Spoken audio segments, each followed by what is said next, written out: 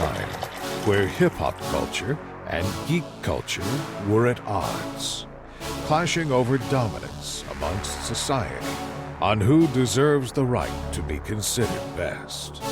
The great culture feud lasted for decades with no end in sight, until one crew decided enough was enough. Deuces, Lib, Bacardi, and Didge, collectively known as Geekset, stepped up when the world needed it and became the only place that blends hip-hop culture and geek together.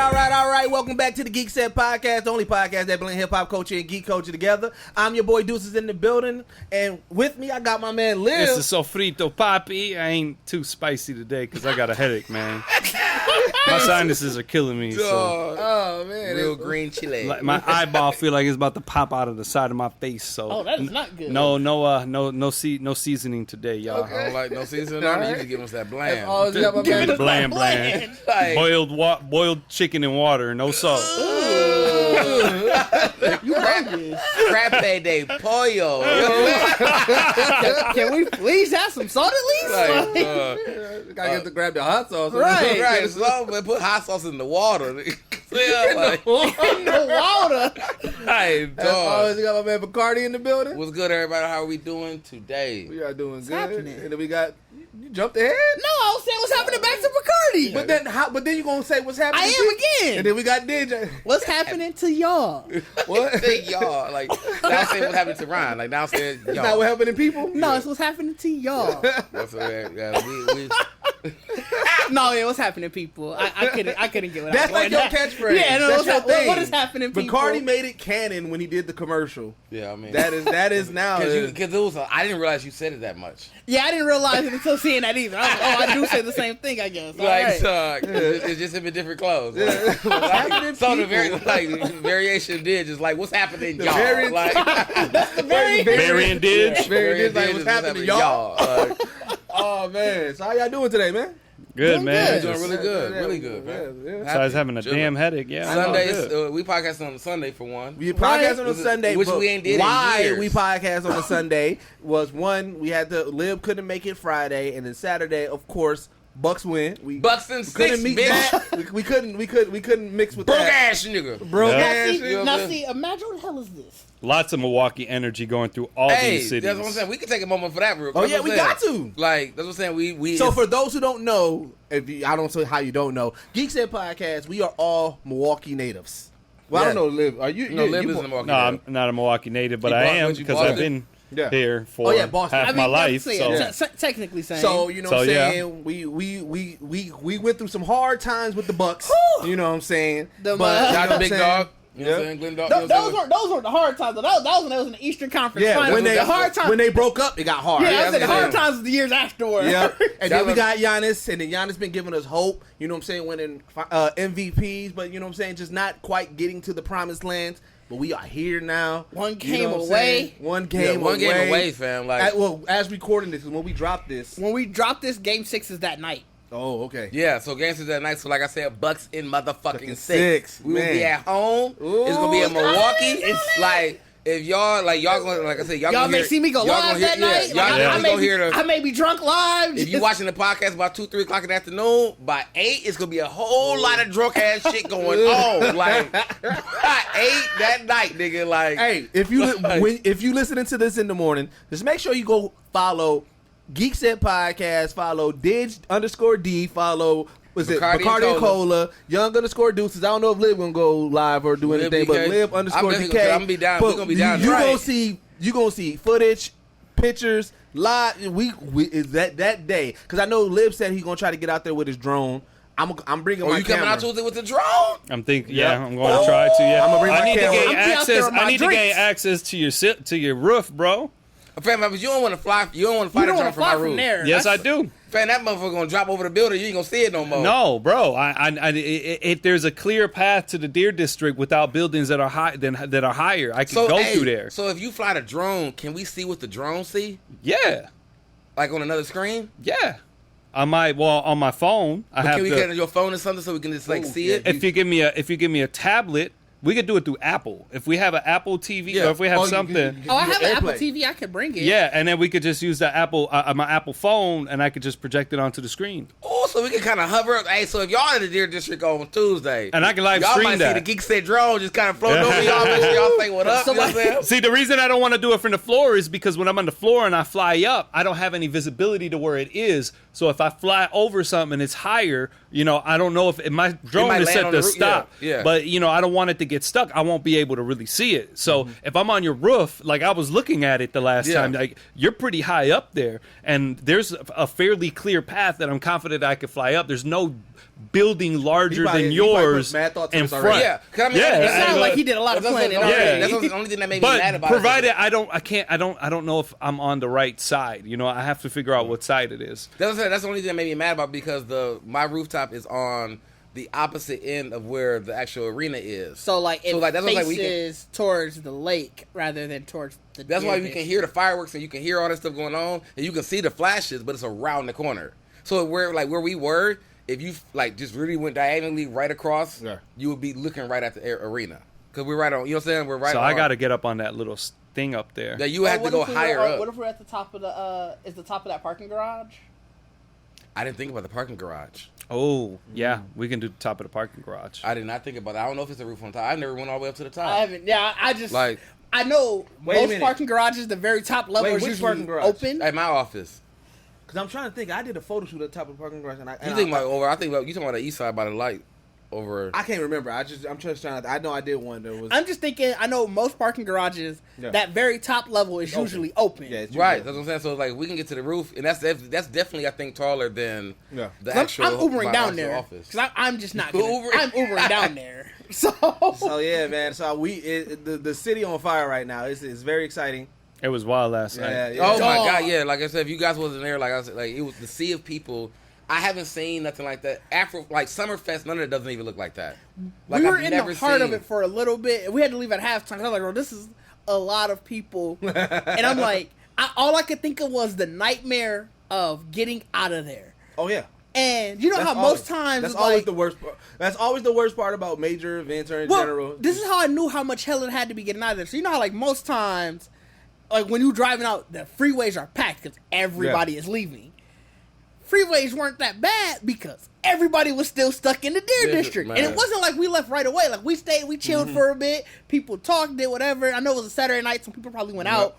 But I heard every bar was at capacity. Of course. Everywhere. Bro, there were motherfuckers outside looking through the windows. I heard all the way up to Brady Street. All the bars were at capacity. I'm surprised nobody put something outside of their bar. It's like, how Deer District has it outside of the arena, but I'm surprised I'm sure somebody on Brady Street did. I'm sure. There's enough outside little scenarios and things out there that would have made sense. It was just like any of those places that have a patio. Even if I'll be like, hey, I'm gonna drape a white sheet on my balcony. You go over there and use the projector. Right. I mean, it was just wild because we haven't seen. We haven't had something like energy. In general, we haven't had this type of energy. Think about it.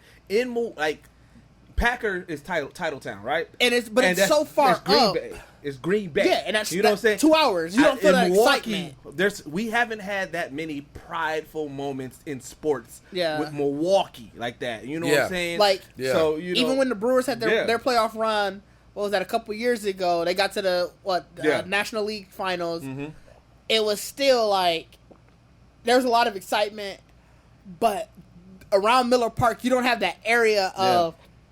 Where everybody can just converge and chill outside. And plus, it's been such a long time for the Bucks. That too. Yeah. And I think so it's just like, wow. And then also, it feels like Milwaukee versus everybody. It feels like sports media's been hating on the Bucks, hating on the Bro, it is wild. Even up until this game, they haven't did their broadcast yet because it's the weekend. But up until this game, after we won those two, they still said the Suns had the advantage. They still said that they don't trust Giannis in the playoffs. It was wild. Crazy.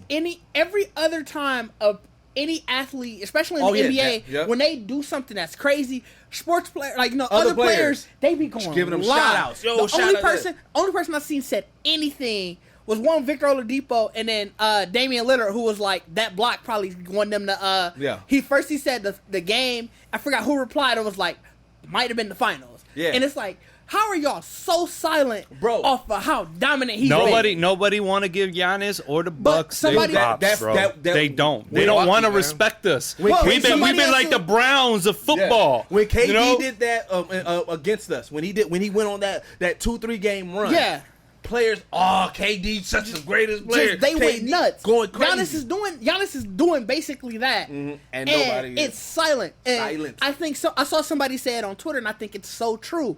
Niggas be mad that Giannis don't want to go and do these Instagram workouts with them. He don't want to be. I think, like I said, I'm pretty sure he vocally said it. He vocally said it. Him, like, I'm pretty sure they said that LeBron asked him to be in Space Jam and he declined. I don't know how true that is, but it's like he doesn't want to do all this extracurricular shit with them because he's like he kind of old school and he's like mindset. It's kind of like. He's like it's bust or nothing, motherfucker. I respect y'all. He said we don't. But they already friends. great though. It's like y'all already did what y'all need to do. Like let me do that. And then I can feel like he's so focused on Milwaukee, he don't want friends.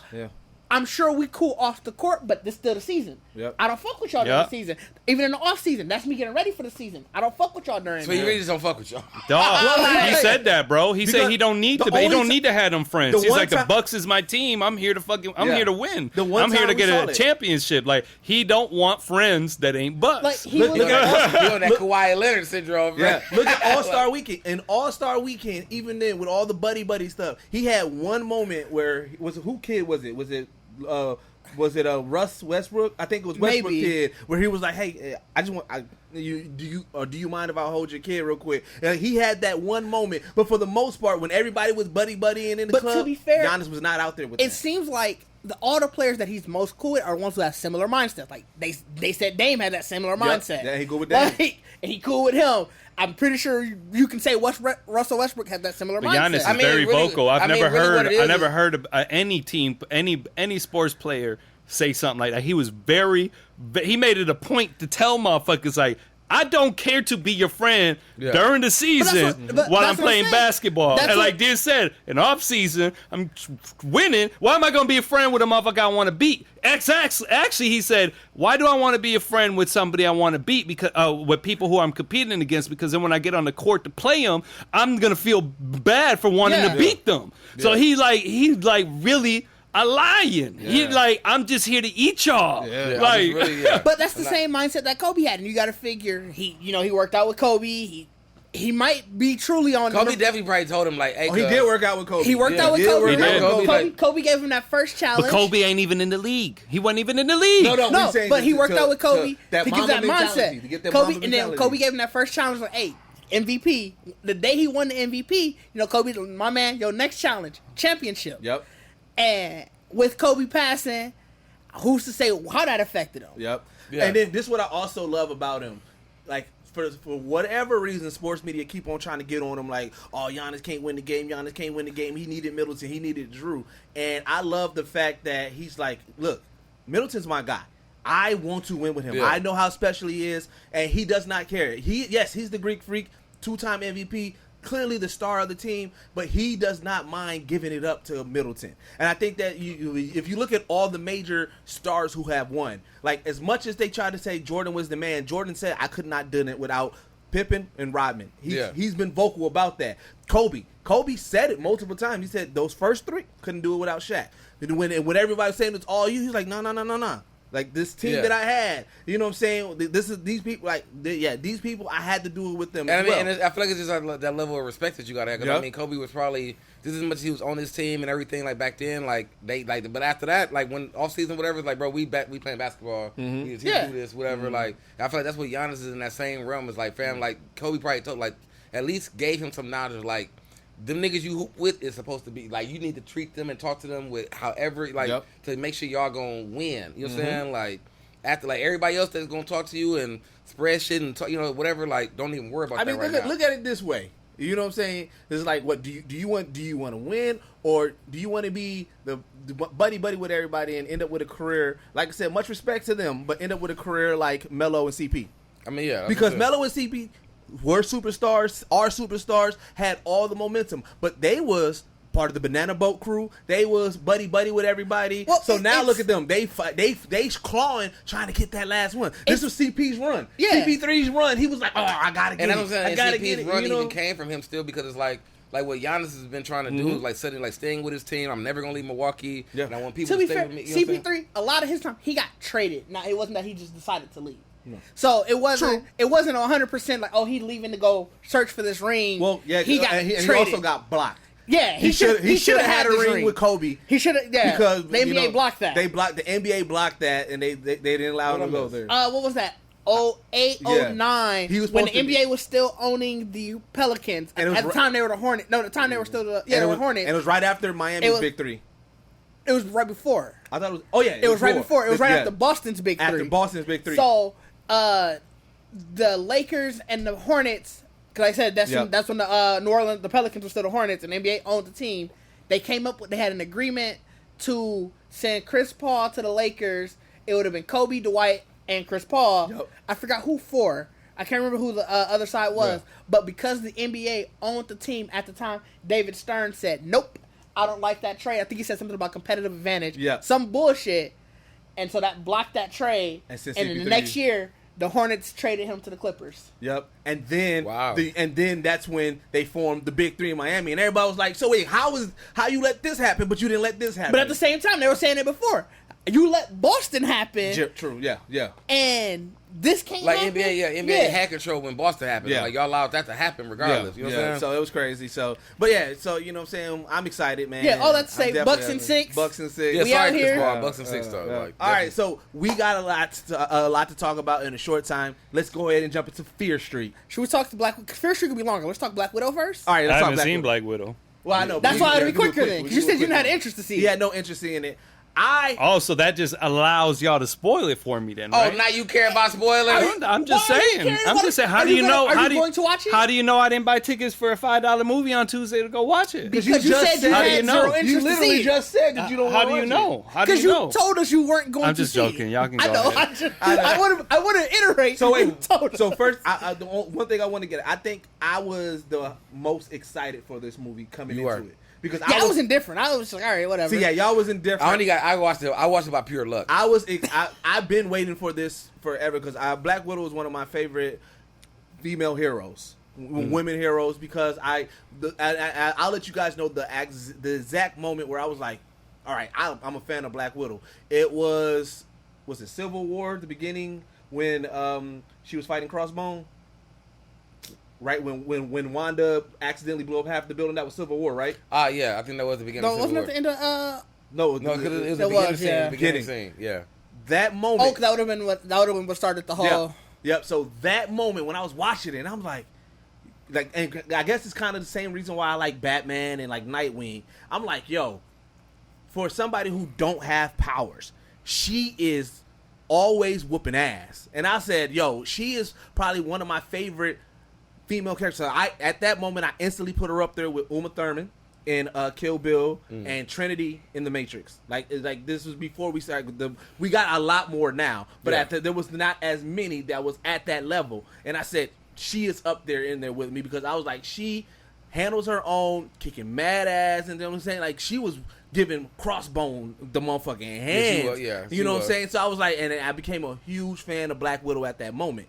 So then I was like, I cannot wait till she get her own movie because I also love spy espionage movies. So this movie gave me. This didn't feel like a spy espionage. For me, movie. Well, not espionage, but it gave me Bourne Identity, Mission Impossible feelings based off of the action. You know what I'm saying? Based off of the spy. Because you think about it, I would take Bourne Identity or even John Wick in a sense. Well, I didn't see John Wick. The reason why I said Mission Impossible too is just because of some of the death-defying stuff that she was doing, like Tom Cruise, and hanging off the side of stuff, like that whole helicopter swinging and shit like that she was doing, like you know what I'm saying. I get Bourne Identity more. I can give you that. I get Bourne Identity more because that's what Bourne Identity was. Like they left him alone. You know what I'm saying? I mean, now he's trying to attack the actual. Yep. You know what I'm saying? And then also trying to figure out your past. And more stuff. You know, so like I was excited about it. It lived up to what my expectations was for Black Widow and everything like that. So live on some knock-a-doodle-doo. Yeah. This honestly, it exceeded my expectations mainly because coming in, I was like, okay, it'll be a cool movie. It'll be even the like, I guess the worst Marvel movies. They're serviceable. They're not great, but they're like, all right, it was there. So I was like, it can't be any worse than that. Right. And watching it, yeah, I was thoroughly entertained. Her sister was hilarious. Yelena, I liked her. Oh my god. She was like, "Why do you be doing this?" Yeah, calling her a poser and stuff. Like all of that was great. What was it? Red Guardian? That was his name. I thought he was great. Him trying to relive those glory days. Yeah, right. That's all he was about. He was like, hey, what did Captain America? Did he tell you anything about me? When he asked, did Cap talk about him? Had me crying, dog. It was definitely like, to me, it was like I said, I called it like Russian Incredibles, fam. It was a family fun. Yeah. Like I said, like and I had saw it somewhere because someone was talking about too. Like there was never really like we had like Fat Thor. Yeah, but it wasn't there really isn't like a fat superhero. Yeah. So to see Red Guardian like this like Larry Holmes ass, you know what I'm saying? Like, and he's trying to fit in his suit. It was like you never. Even I feel like when they were trying to show like the past or whatever, like he was still fat. Like they never really. Yeah, I didn't. Even when he was like before he went to jail and they were showing like he's always really been like a very just dad bod. Yeah, he's definitely dad bod superhero. So like, I mean, I enjoyed, but like I said, I definitely felt like it definitely falls in line of some Born Identity. Yeah. And like how it fell into the story, like having her have this side off, it kind of threw me a little bit because I feel like we haven't heard anything else about, like, you know what I'm saying, like even as the movies went on after Civil War, about her having the antidotes, or I know it got passed. Why it got passed to her sister. Yeah, but you would have figured like you would have utilized your sister. Well, at we some haven't point seen any of the widows. Also, no, because after that, remember she was still on the run. Well, so and also shit went to hell after that. I was gonna say shit went to hell. So she finally had it, but it was like, damn it, we got to deal with Thanos first. She had time to worry about that.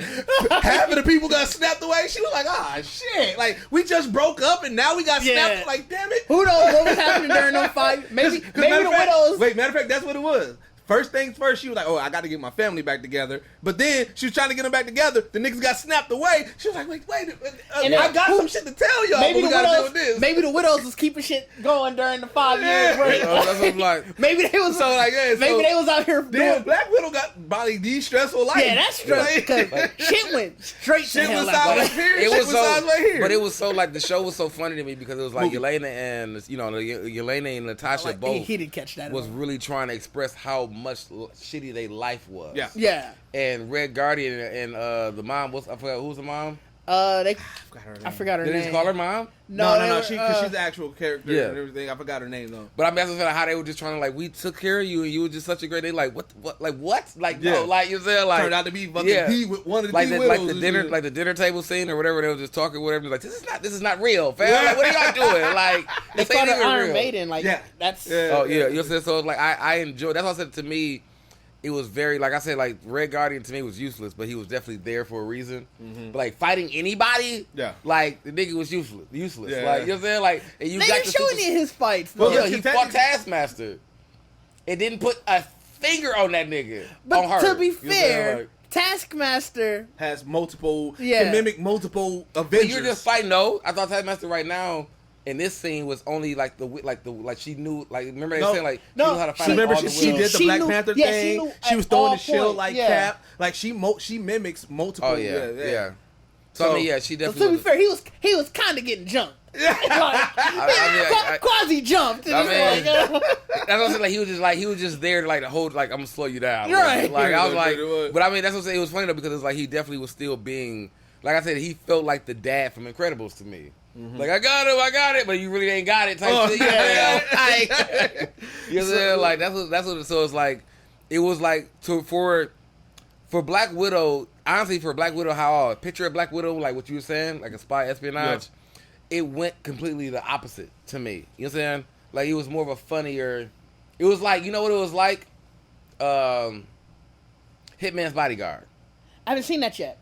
You didn't see the first one? Oh, yeah, okay, yeah. I thought you meant the one that just came out. Oh, no. But you know, like the humor just in general, like fighting, all this fighting and shit going on. Like when she was just piloting the helicopter, bring all this shit going on, she's like, whoop, let me get around. Like it was like they had to put those like moments in there. Like you can definitely tell they got it. They got that idea. That's why I wonder who directed it, because it was like, it gave me a lot of Guardians of the Galaxy kind of vibes too, like just how the group meshed together, and the comedy is what kept them, like that's how, what meshed them. It wasn't like nothing else. It was like what made them a unit was being naturally funny and everything with each other. You know what I'm saying? Like, but that's why I said it gave me Guardians of the Galaxy thing, because if you take that group of people together. Oh, it was I just had the director. Like you take the group of the Guardians, but it wasn't. She wasn't. It was Kate Shortland. Yeah, you did tell me. Yeah. So with the setup of what we saw at the end of Falcon and Winter Soldier, and then seeing with this, it's clear that Val is setting something up. Well, you know, this scene was supposed to come before that. Yeah, I know.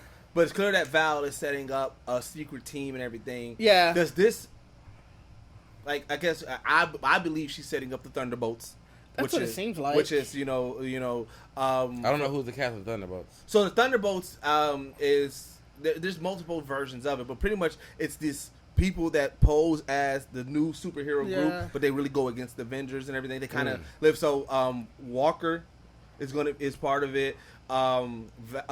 Thunderbolt Ross, and that's why that one of the things they was talking about how sick he was looking throughout the movie, because that's what makes him take Red Hawk, turn into Red Hawk. He gets sick, and then like he ends up taking something because Thunderbolt Ross is remember Red Hawk. She was after, that's who was after her, the white guy. Oh, okay. That's why. Remember, she was saying you look sick because so they're saying that he may be turning into Red Hawk, and then also Walker, like I said, Walker, and then Walker, him, and then Black Widow's sister, Yelena, and then I forgot who the other brother. It seems like she's building. I thought that Yelena was going to end up probably being a new Black Widow, because that would have been. Well, she does. She does, but the lead up is that's why she was like the Hawk. She'll be against the Avengers because remember. She told her at the end, Hawkeye. So again, that's why I said, man, Marvel is genius right now, man, because what they're doing is they're setting up multiple storylines, multiple things that can happen, multiple things that that has big implications within it, at the same time. But that's also too why I said like it didn't make sense to me why you were saying like like the ending credit would have been like before, like I feel like they changed it because it's like Hawkeye is the next one.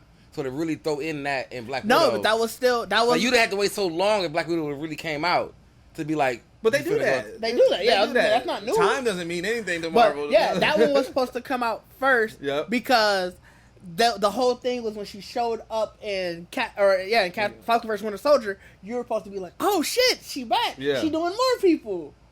Because you were supposed to get the. That's why you're supposed to get the sort of she's like the Nick Fury combining, like trying to get her team together. Because you were already supposed to have the implication of basically two. Because you knew, obviously from the comics, if you know Thunderbolt Ross, you're gonna be like, oh shit, he's getting sick. You kind of get that, like, oh shit, they're building or something with his character. And then you see that, you're like, oh shit, are they building towards this? Yeah. Then when you get to Falcon and Winter Soldier, oh shit, they definitely did perfect timing though. Like whenever, like the fact that they delayed it. They dropped it at the best time, though. Yeah. Like, if you really want to hype, because if you really want to hype Hawkeye, like having this come right after knowing that's gonna be the wonder, hey, she's showing up in Hawkeye. Yeah. Like, and she really can though, because it's like she's still a smaller role in Black Widow, where she can kind of play in the shadows. Yeah, she can definitely. Like it's like a Falcon and Winter Soldier thing. Like she can really be the threat. Yeah. And whatchamacallit, you know what I'm saying? So all right. So quickie, 1 through 10. I give it about a 7. Yeah, mine's 7 still. Yeah, I give it about a 7. 7.5. Yeah, mine's 7. It was. I mean, it wasn't. It definitely wasn't the worst. It exceeded my expectations. Yeah. You know what I'm saying? But I think it's only because I laughed through it. Oh yeah. Honestly, like you know what I'm saying? Was hilarious. Yeah. Like I think what carried me through, like it was action packed, but what carried me through it was in betweens. Was the in between of the fight. I like her as an actress, Florence Pugh. Me too. This is my first time actually seeing her. She was also the main character for Midsommar. Oh, she was. I didn't know that either. I didn't notice that. All right, so now. Fear Street, Fear Street. We can bring Liv back in. Finally. He lifted the mic up and everything. Fam went on break. Just in case I snored. That was a 15-minute break. Just in case I snored. Not even going to breathe in this Kick my feet up now. You know what I'm saying? Let me go ahead. Yeah. Like, Fear Street. Yeah. But you started out. How did you feel about Fear Street? Oh, man, I loved it, dude. I mean, I really enjoyed it. I thought it was solid. It was, I was a little worried. I thought 3 movies. I was like, one of them's going to suck. Like, whatever. But surprisingly, all 3 of them were like super consistent. Yes. And almost it didn't even feel like it was like sequels, even though that's kind of like how they were set up. Yeah. But they were shot concurrently. I think that helped. Yeah. So that Oh, okay. Then that explains it because shot like that. I didn't either. I liked it. I liked it a lot, dude. Yeah. I like it a lot. Like, I thought it was great. It was like what I wanted, because this is a R.L. Stine movie. Yep. It's like what I wanted Goosebumps to look like when I was like, I like Goosebumps, but I like Fear horror Street, shit. Because Fear Street was another series of his too. Yeah. Wasn't Yep, it was. Yep. It was like So I it's- never read the Fear Street books. Me either. Me neither. I just knew of it. I never read them though. But it's like he gave me something that I've always wanted, which was a much edgier Goosebumps type story. Yeah. That was rated R. And he did a good job because you could still see R.L. Stine. You can still feel and see R.L. Stine's writing through all of it, through all of his like traditional Goosebump tropes. Like he always took stories there, but he never executed the blood and the gore and the death and Goosebumps. But he always took it there. Yeah. So it was like having a Goosebumps movie. Yeah. but even that was still just Yeah. Goosebumps. Yeah. But this was like a Goosebumps story, but when it had to get extreme, it got extreme, and it didn't hold back. You know, it did not. There was moments that I was like, "Whoa, shit!" Yeah, like I was like, oh shit. At the end of 1994, when old girl went through the bread slicer. Dog, we was just talking about that outside. That's iconic death scenes. What I said was like this is all three movies in general was a Spoiler alert, by the way. I guess we didn't say that from the jump, but you should know by now if you listen to It's us. 3 weeks. It's Right. 3 weeks in the movie. Like you definitely have seen that shit probably on Netflix. You know what I'm saying? Like what I was saying with Liberty too is like it's like all three of these movies is literally like it's like a big ass slasher flick. You know what I'm saying? Oh, easily, So yeah. it's like, but it's like I haven't seen such great deaths since In a like while. Jason. Yeah, you know what I'm in a saying? while. Like Jason was like memorable on how he Yeah. killed niggas. Yeah. And like to see so many people, even if it was like just a random stab, like it just felt so much more vicious than And like each anything. killer had they sort of trademark. Yeah. Yeah. I wish we got a chance to see the baby kill more. Yeah, I wanted to see to it, see The baby, dog. With the back. Yeah. I wanted to see more because I was so when they showed the baby, I was like, "Oh, I want to see that." I was one. hoping. I'm like, is there anybody in the group that could die like that? Like, I was like, oh, do we got anybody left? Like, can get caught slipping? Like, I definitely need to see that death film. But it was like, it was like, I thought it was like phenomenally written. Honestly, It like, was. It was. like to go back and forth through time. Yeah. To have it start like to have it in certain decades. To have it be really a battle of like towns. But it was really about that what, was you know what I'm that was saying? such Like, a good reveal. Like, it was of the lore behind why Yeah. the towns are separated. That Yeah. was such a great reveal. like it is really because it's cold in the sense that Oh, you think so about. Fear Street isn't based on any particular book in the series. Oh yeah, I knew that. Yeah, we knew that. I didn't know that. Oh. I thought it was a Oh, story. you thought it was like a particular. Oh, no, So no, it's I know just that. like a whole new story that That's what I'm saying. I hope. Well, I think the writers wrote. I think the writers wrote it. Shit, I kicked that camera. I gotta check it. I think the writers wrote it. You can check it from here. I thought you had something you can check it from. We didn't I didn't attach link it. ours. Keep on talking. I think the writers wrote it sort of to like be in the feel to have the feel of that series, because like from what I gathered from reading about what the series was, it seemed like it was almost a more mature Goosebumps. That's what. Because That's what I remember from it. like the characters, like how everybody in Goosebumps, they were kind of preteens to maybe 13, 14. It seemed like the characters in Fear Street were all supposed to be around the age like how they were in the movie, like that 16, 17, 18, almost adults. This was like the Goosebumps. Yeah, Yeah. so it seemed like it's supposed to be like the more mature. Yeah, because that's what made Goosebumps like what you're saying is exactly right. Like Goosebumps was always from the eyes of where the kids still your parents still don't believe you. Your parents don't believe you. You don't say like you only did this little shit between your little friends or whatever to try to solve the thing. But it was like when you get into Fear Street, it's like it's coming to age of the kids. Right. So like that's what I'm saying. Like when I watched it, if that may be a reason why kids these days don't really like too much like horror stuff. Because remember, that was pretty much our introduction to horror. Goosebumps. Yeah. yeah, that was my introduction to horror. I mean, are you talking about like as far as reading? As far as like reading? That's gonna be your. You know, we read that. You may see some horror movies before it, but you loved Goosebumps as a kid. That some of that shit was scary to you as a kid. You know what I'm saying? I think my imagination was just wild though, but I definitely like with Lib saying though, like I was already on scary movies already. That was my father's But reading favorite it, like being able to read a scary movie and chill, like especially, because for me, I had a very vivid imagination, so I had all the Goosebumps. So, and I really read the motherfuckers like before I went to bed type shit. Like, everybody had a library class. Yeah, I'm not reading fucking To Catch a Ride. No, where's the Goosebumps section? I'm talking about Scholastics, nigga. Yeah, Scholastics. Yeah. Mama gave me that 5. They give you that Scholastic book. When Mama give me that 5, like I don't want nothing but They used to always had a bundle for the Goosebumps. They be having stupid dumb bundles. Like R.L. Stein was eating during that time. Like, make sure y'all put my books in the book fair. Like, he was eating, dog. So niggas used to trade with friends. Like, I already finished this one. I give you that one. Even when I used to actually like read the books, like I don't feel like the books scared me. But it visually put me like... Me neither. I enjoyed them, but they definitely didn't scare me. The dummy one scared me. That one did scare me. And I think that scared everybody. That's why they made him the main villain in the movie. Because I mean, a dummy that moves. I mean, a Chucky. Like, so from reading it from a child's point of view, and then even having Chucky, it's like that's like, you know what I'm saying. What's wild is though, even I was never afraid of Chucky.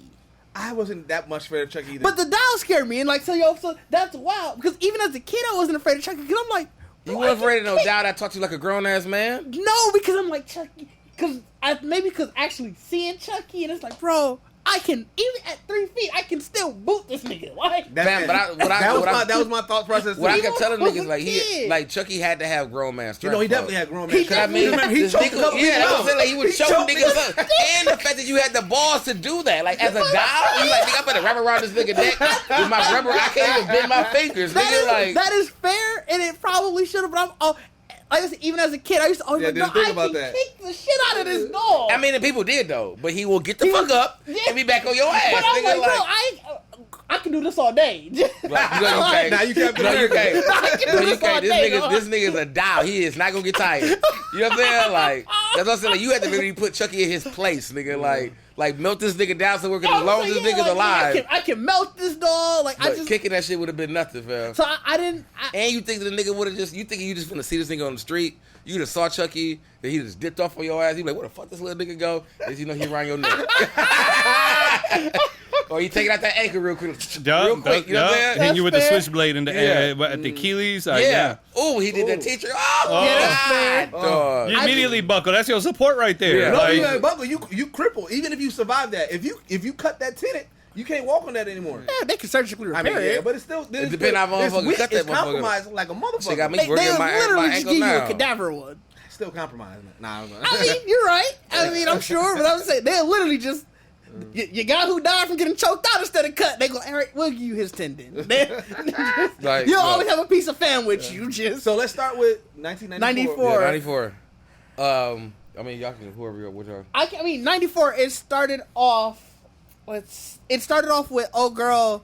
She was kind of like hating the town. Yeah. You could tell she kind of gave up and was like, this is just what Shady Side is. Yeah. She was pissed. Her chick left her.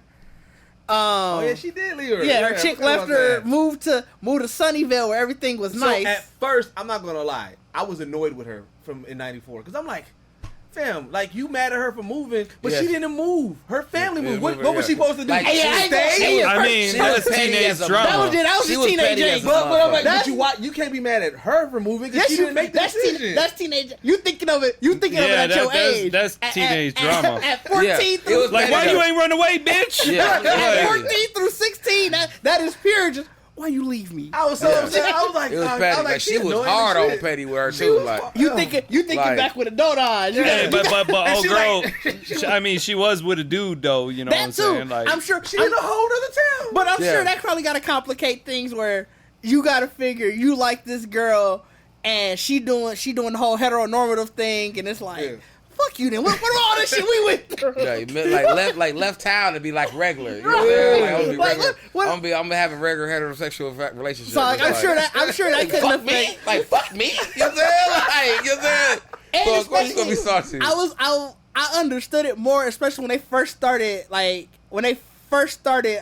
showing how like the people in Sunnyvale. How they just look down on everybody in Shady Side. I'm like, fuck these niggas. I mean, no, I was definitely fuck Sunnyvale. I mean, like I said, when they had the big mob fight, I'm like, I hope somebody knock a nigga out. Like, we skipped ahead of the first scene. Was the first scene the death scene? Which death scene? The mall death scene. Yeah, that might have been the very first scene. It was. Oh, it was. So that's the one thing. Yeah, it opens on the death, which I definitely like. When I first saw it, I thought we finna get into like some Scream, like just some Scream type of like somebody serial killer in the town kind of shit. That was old girl from Stranger Things. That was old girl from Stranger Things. Oh yeah. You talking about the Chips and Hood girl? Yeah. That got killed, whatever. That's what I'm saying. Like, I thought she was gonna be in there for a lot longer. Then when she got killed, I was like, you know. But they had a couple people from Stranger Things. I felt like the way the story was kicking up, and you know, like having the murder, like these murders, whatever. I thought we was really finna watch a Scream. Like I thought it was like, you know, I thought it was gonna be a Scream too because based off of that first scene, I thought it was gonna be like that. So like when it definitely dove into more. Like I think to be honest, like the way this story unraveled, like even like from if we're just sticking to the first movie right now, like.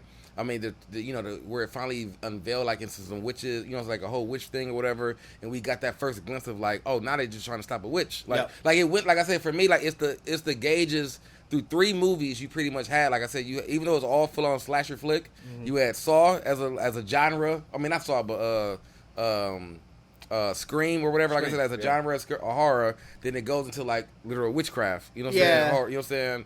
And you know what I'm saying? Like it flowed more and more to where you ended, and it's really just like deal with the devil. You saying like you know like you're right. It was like so many words in it, and it really becomes more of just a possession movie. Yeah. You know what I'm saying? Like, it was like you stop it, and you know what I'm saying? You stopping. But it went through so much because it's like, and like I said, when I first watched the first one, because it was '94, in the beginning, it definitely did give me, like, R.L. Stine was heavy in the first movie.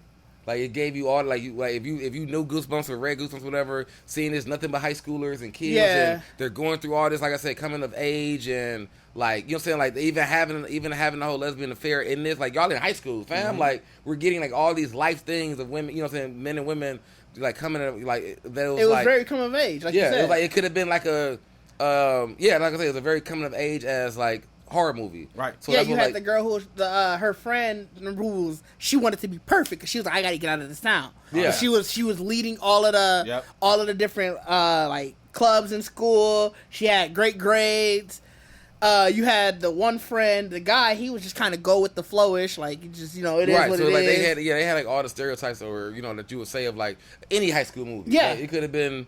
You know what I'm saying? So it's like, and it's been a very long time since I watched. That's what I said. To me, it nudged on my older self of like what we grew up on, like the Freddy's, the Jasons, Chris. That was the ratio. Like that was the kids' age. Like any scary movie we think of it, we watched in the '80s, the slasher flicks, all that. They were in high school.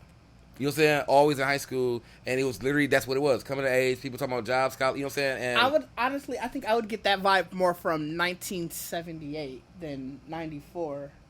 I felt, because 1978, they were, but I'm saying, they were away at camp, and it was, literally, I think there was, maybe 2 adult characters literally in that movie? Yeah, 78 threw me off because it was that, like, they was like, It was 78 was kids.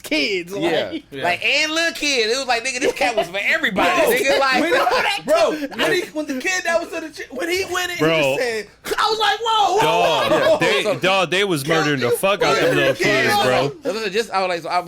Before I before we go to 78, 2 is like my favorite. Like I said, I could talk for an hour or 2, but 1, like this in general, the death's the one. I mean, I don't know if we get revealing the story or going through the story. But generally, so with 1 after they sort of they're sort of like figuring the story out. Yeah. They're figuring like we're gonna try to end this curse. They were kind of like they realized it was some kind of spirit or curse thing on the so they thought do we want to go through the whole story? How do you want to do this? Just keep on going. Yeah, so when they're figuring out like they're trying to keep the girl away, they're trying to keep them away because they thought they were after Sam's blood at first. Well, they were, but they're trying to keep her away. I like the way how they did the movies, like in the bathroom scene where they lured him into the bathroom. I mean, you could tell the luring thing was like a heavy, like they used it, of course, again. But it makes sense when you think about these monsters are after this blood, and when they found out how the monsters literally were after blood, whereas if you not bleeding or you don't got their blood on you, you kind of good. Because remember, even in the last one, that's why she kept going putting the cologne on herself because. Even though they after her blood, if she not bleeding, they can't smell it in your body, which is kind of weird. I ain't gonna lie. These supernatural monsters, that's your That's your weakness? No, but we seen that before where people kind of have that like, you know, if you got the mark, I'm only after you. The blood is the mark. Yeah, but you would think if I got this blood in my body, that ain't coming through. Well, I mean, you have ways to fair. mask it. I mean, yes. That could be the whole cologne thing, but yeah. So I like that aspect of leading them into there, because that's when, at first we just thought, you know, the killers were the killers, because we didn't even know the scene with the Ruby Lane. When they shot her, she was still like we didn't see her body disappear. Yeah. We just, you know, she was there for a second. Right. So when they led everybody to the bathroom, that's when we first realized that they could regenerate.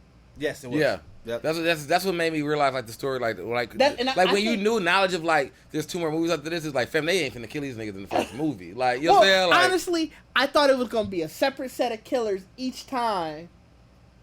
So I did think they were gonna kill. I'm like, okay, they got this generation's killers. That's what I thought it was going to be too, dude. Like, this generation's killer. Again, there's going to be that overarching story. But I was like, this is at least this generation's killers. Now they're going to focus on the time of trying to figure out, okay, what happened? But I mean, you did kind of get that, though, if you think about it. You did, but it was still the same. Was the newest, it was the devil still. Year. It was the So newest. when we went back, you saw how some of the but ghosts came. the only caveat is in 94 we got both the 78 and the new guy. I didn't realize until 78 though. I didn't realize it was him until he put when he put it, because I thought that was her boyfriend. So literally up until that moment when he like before it, literally up until that moment, I was like, you think that's the dude? Yeah, no, that's what I'm saying. When he had it on his face, that's when I was like, not when he had it. Literally up until the moment right before when he got knocked, when she put it on him. That's what I'm saying. Yeah, then. So, but before, right when he was chasing after her, I was like, man, he kind of like the other dude that was in 94. I was like, you think that's him? And then when he put it on, I said, oh shit, that is it. Because even during all of that, I thought, I guess going back to the new generation of killers, I thought dude was her boyfriend, the one who got killed in the hospital. Oh, I thought that was him. I was like, I was, you know, it's a dirty ass shirt by now. Yeah. A lot of blood went through it.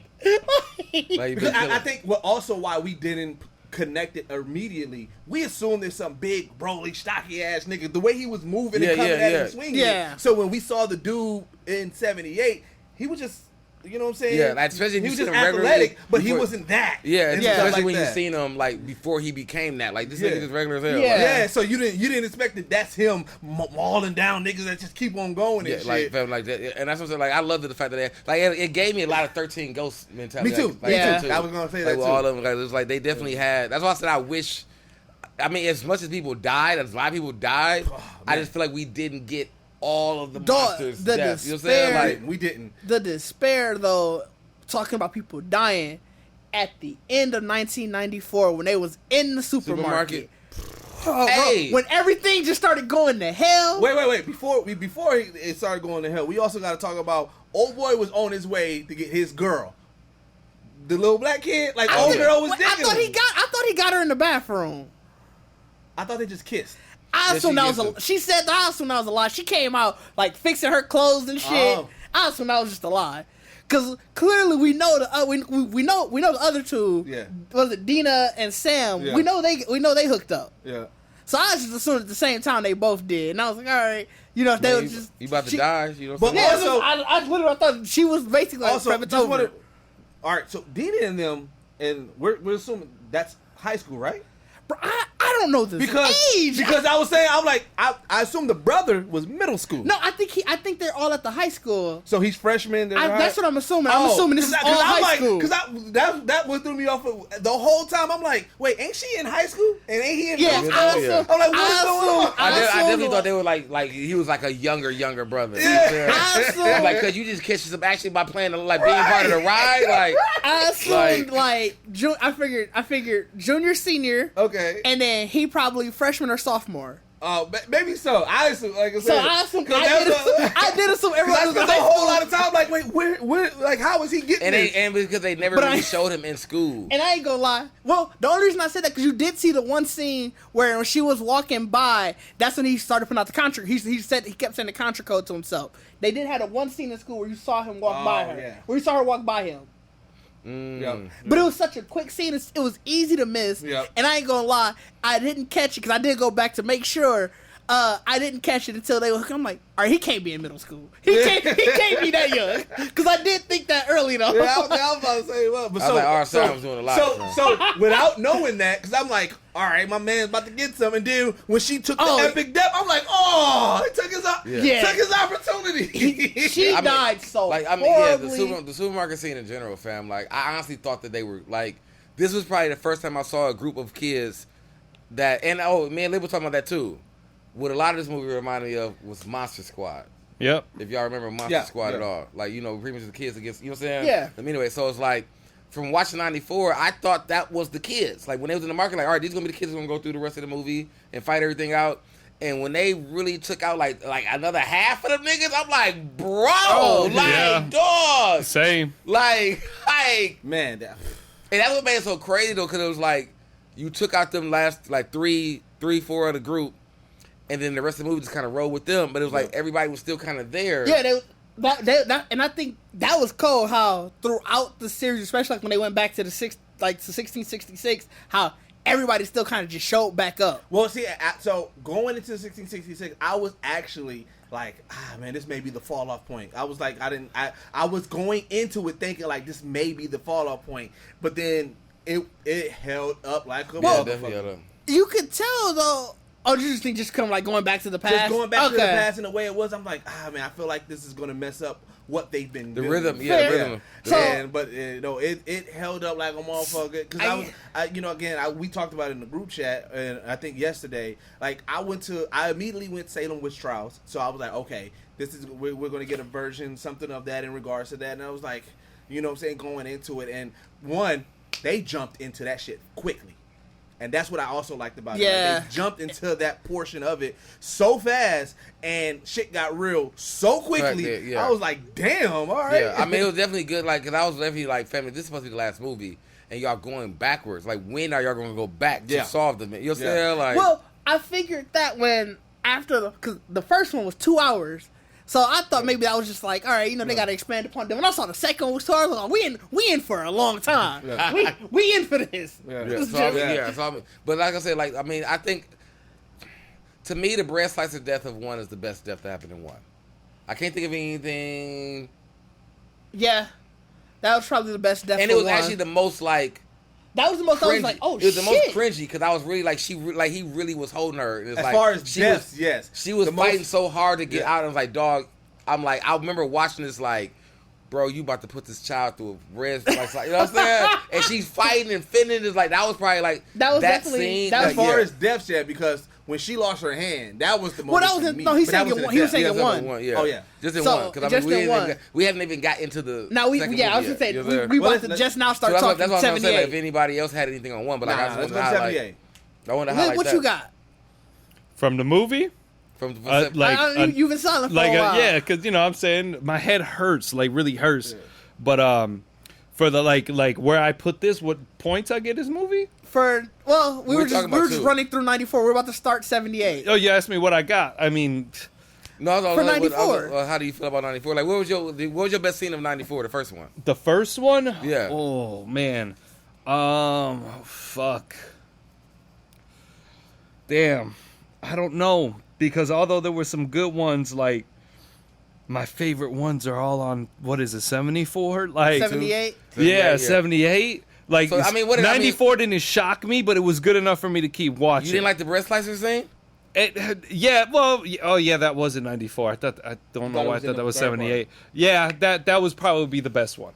That was probably the best. That's fair. Because that one was just like wild, like crazy, like it was like I said, like you had to watch it. It was the most stress. Like I'm like that was stressful as a bitch. And like Ron said, like y'all just gonna let this happen. Like dude was trying to get to her. Like it was like the timing of everything. That was the first scene I think. Cause like shit happened. You're like, oh damn. That was the first shot. Oh shit! Yeah.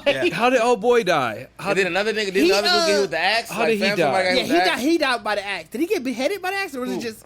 That's how the guy died in a superhero. He got his. I think he just got his face smashed in with the axe. Face smashed in with the axe. That shit was wild. Yeah, Fan with the axe was cold. Fan with the axe, he had the most just blunt deaths.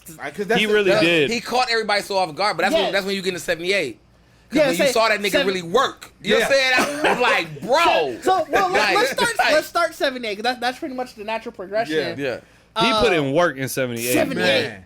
Like, as soon as it came out that cave, he opened that kid opened that door, he just whacked his head in. Like, the one that, like I said, I didn't think they was going to do that to the little kid. I didn't think the kid that was straight, like, on the chair. Yes. I was like, there's no way. He went straight, murdered that nigga. I was like, oh my God. I was like, Then I mean the first axe death was wild too because dude was kept trying to wake up. He was like, shit, whatever you had, you could have gave to me.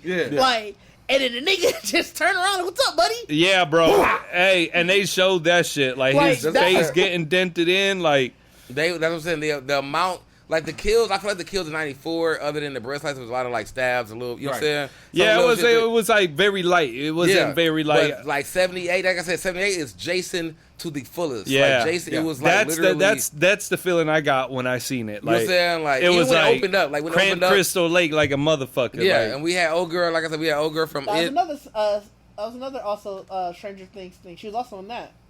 What? Old girl, the main character. She was also in Stranger Things. Was she? Yeah. She was it Max in Stranger Things? I can't remember the name. I think it was Max. Oh wait, hold on. What man? The main girl, little girl. The Iranian girl? No, the red hair girl. Oh yeah, I know that. Yeah. She was in Stranger Things. Yeah. I mean, she was in that. Yeah, I know what you're talking about. Yeah. The one thing that we never get in these camp movies that I thought was so good was you never had that moment where the camp people was like, hey, all y'all kids get the fuck in here. Shit's going down. Yeah. Like, we had that moment in here. Like, yo, what the fuck? No, like, hey, y'all niggas need to get up in here. That became kind of tainted at the end. Because by then I was already suspecting film. Right. Yeah. But still, just setting these niggas up. But still, just in general. Like, that moment like, it was like, yo, nigga, the shit I didn't suspect it was still then. I didn't suspect it was then. Like, but it was like, what? I wasn't suspecting him at that point either. I really didn't catch up to do to. That was the first one when they showed that was the first one when somebody bled on it and they started showing the flashbacks. Like I said, the one thing that tipped me off that it couldn't have been the Sarah Fear lady was because every time they were showing the flashbacks, she never had that big ass hood, and that was the first time they showed somebody in, like, when they were doing the flashbacks in, like, one of the rituals with a big ass hood, and I'm like, this ain't her. Well, here's the thing. I just thought the hood was like a cult of people. Like, you thought she was just doing it with a group. Yeah, at that moment, I thought it was like just a cult praising her. Nah, that's fair. Like I didn't think there was anything. Like that. It looked like they were showing, like, okay, this is all the stuff that's going down. Yeah. But I was like, I was like, with dude though, like, dude was just going through, like, fam, like I said, the scene, and they didn't even show him kill the kids, but when he went into that room with all the kids. Yeah, that's what the ones where they were, that was in the chair. Bro, like, he didn't give a fuck, bro. You just know that he killed all the kids, and you just knew every kid. Like, he slaughtered them, and then I felt bad because I was like, fam, they sitting there still trying to play the game. They kind of like, you know what I'm saying? And half the kids was like, the game over, and the one kid like, no, we still got to do this. Yeah. And shit. Like, it threw me off so much because it was so smooth because it was before he had the bag on. Everybody just knew. Like, you knew him. Yeah. So he just literally walking up on anybody who like, Tommy. He's like, nigga, get your ass out of here. Like, Tommy, Tommy. Like, you know, like, niggas, like, all this shit going on, and this nigga Freedy going through the camp, like, Tommy. Like, oh, no, you out of here, too. Yeah. Like, nigga, like, I was like, bro, like. I didn't think Alice was going to die the way that she did at the end. I thought she was in for the long haul. I definitely thought, like, you know, usually when they show, like, you know, we had the one person, we knew the two people who made it. Yeah. So I'm like, okay, Alice is gonna be the third person because I knew obviously Ziggy was telling them the story, but I thought she was gonna be like. Either. Well, we saw it at the beginning. We saw it at the beginning that she was saying, like, you know, camp started, and my sister died. Remember? We did 94. That's what I'm saying. Like, but when they showed her, I didn't realize Ziggy was the red hair. You know, I did not either. That part, that part, yeah. And because they threw it off by the colors anyway, by the hair colors. Yeah. Like, so I didn't. That part, I agree. Yeah, no, I thought it was the other sister. Yeah, like when she, like when they showed it, I thought it was the other. I thought she was. When they opened up the show, saying like, I thought it was. She was talking about. They was really highlighting her sister. Yeah, I did think that the redhead was the one that was going to die because that was the sister. Yep. So they definitely threw it off like that. Yeah, like, they split me off. But like, I thought maybe I'm really surprised she didn't die because I mean, I mean, well, she did die, but he kind of resuscitated. I mean, But fam, no, Yeah. did he I don't know resuscitate, how. or did he use his wish? That That could have also been that's his what wish. that's what I got. That is kind of what I got towards the end. Was towards the end of everything. The Was- reason why she didn't die wasn't that he resuscitated her. He made that wish. I don't get how you. his I agree wish. with you. I don't know how you resuscitating all them. Like nigga, she was ooh, Wait, that also the running into the field, the nigga, it felt like an interception. Like- Like it was just like, oh, she was like, Like, we bro. gonna make it, and it was like, oh, no, fam. I was like, fam. I watched that scene like, God, this is so tragic. So I do agree with you This on is that. so That had tragic, to bro. be his wish. Yeah. And that's what I'm saying. And then the sister, I'm like, cuz, what is But going and on he just here? bro, sister was dead. Oh, she yeah, was he's well still, dead. he's still just. Bro, he was whacking the shit out of her. It was just going and go. I was Yeah. like, God damn, Bro, nigga. then when they slowed it down, And but she both of looking them like- dead. They looking at each other. You And can she see still them just both. taking Like, the hits oh, like- wait a minute. Unreal, they was getting fucked Like, up, bro, bro. that like, was overkill. Like that chest, the way that probably looked, that chest was destroyed. Yeah, that's what I'm saying. Like, you definitely was dead. That's what I'm like. But I know like what I loved about the two though was that because like if you think about the Jason movies, whatever, they always like Jason kills the counselors. Yeah. You know what I'm saying? Like, Well, he killed the counselors here. I mean, he did too, but it was funny though because like if you really go back to the Jason movies, He didn't get the the kids disappeared. Yeah, that's they true. like the beginning of the movie. Yeah. The kids were gone. Yeah, like the beginning of the movie, you would see the Camp Gauzers like working with the kids and being Camp Gauzers. Yeah. But when Jason strike, ain't no The kids kids. around That's no fair. more. Yeah. That's fair. Like, and I Ever. never understood. I never. Me thought neither. about- I was like, where the fuck all the kids Yeah, go? yeah. I didn't thought think about about that that until, like, until I now. watched this because I was like, Jason would kill kids. Like Jason would kill every goddamn kill body. everybody. So they was like, bro, was like, no, we're not killing no kids. So these niggas I like how they killed. was still able to sneak in the all the horror movie tropes that if you fuck on screen, you gotta die. Yeah. Like, That's what I'm saying. They did everything. Like, this was like to me, it was definitely a homage to like. This is something that homaged it right, unlike Yeah. the other one we watched, Yeah. the classic horror story. Catholic Horror Story was a homage to everything that's worse in Yeah. movies, like the worst in movies. I was gonna like, look it up, y'all. 'Cause I was like, y'all seemed engaged, and I was like, let me check We this was out. engaged because we had to read the subtitles Okay. and the broken English. You know what I'm Yeah, saying? so that, But like- no, but I think 78 to me, 78 to me is my favorite one because to me watching it immediately took me back to Jason and like just the drama but it took it up to such a higher notch. It did. And that's what I'm saying. Like it made it really put fam on a scale on Jason because Oh, yeah. you know what I'm saying.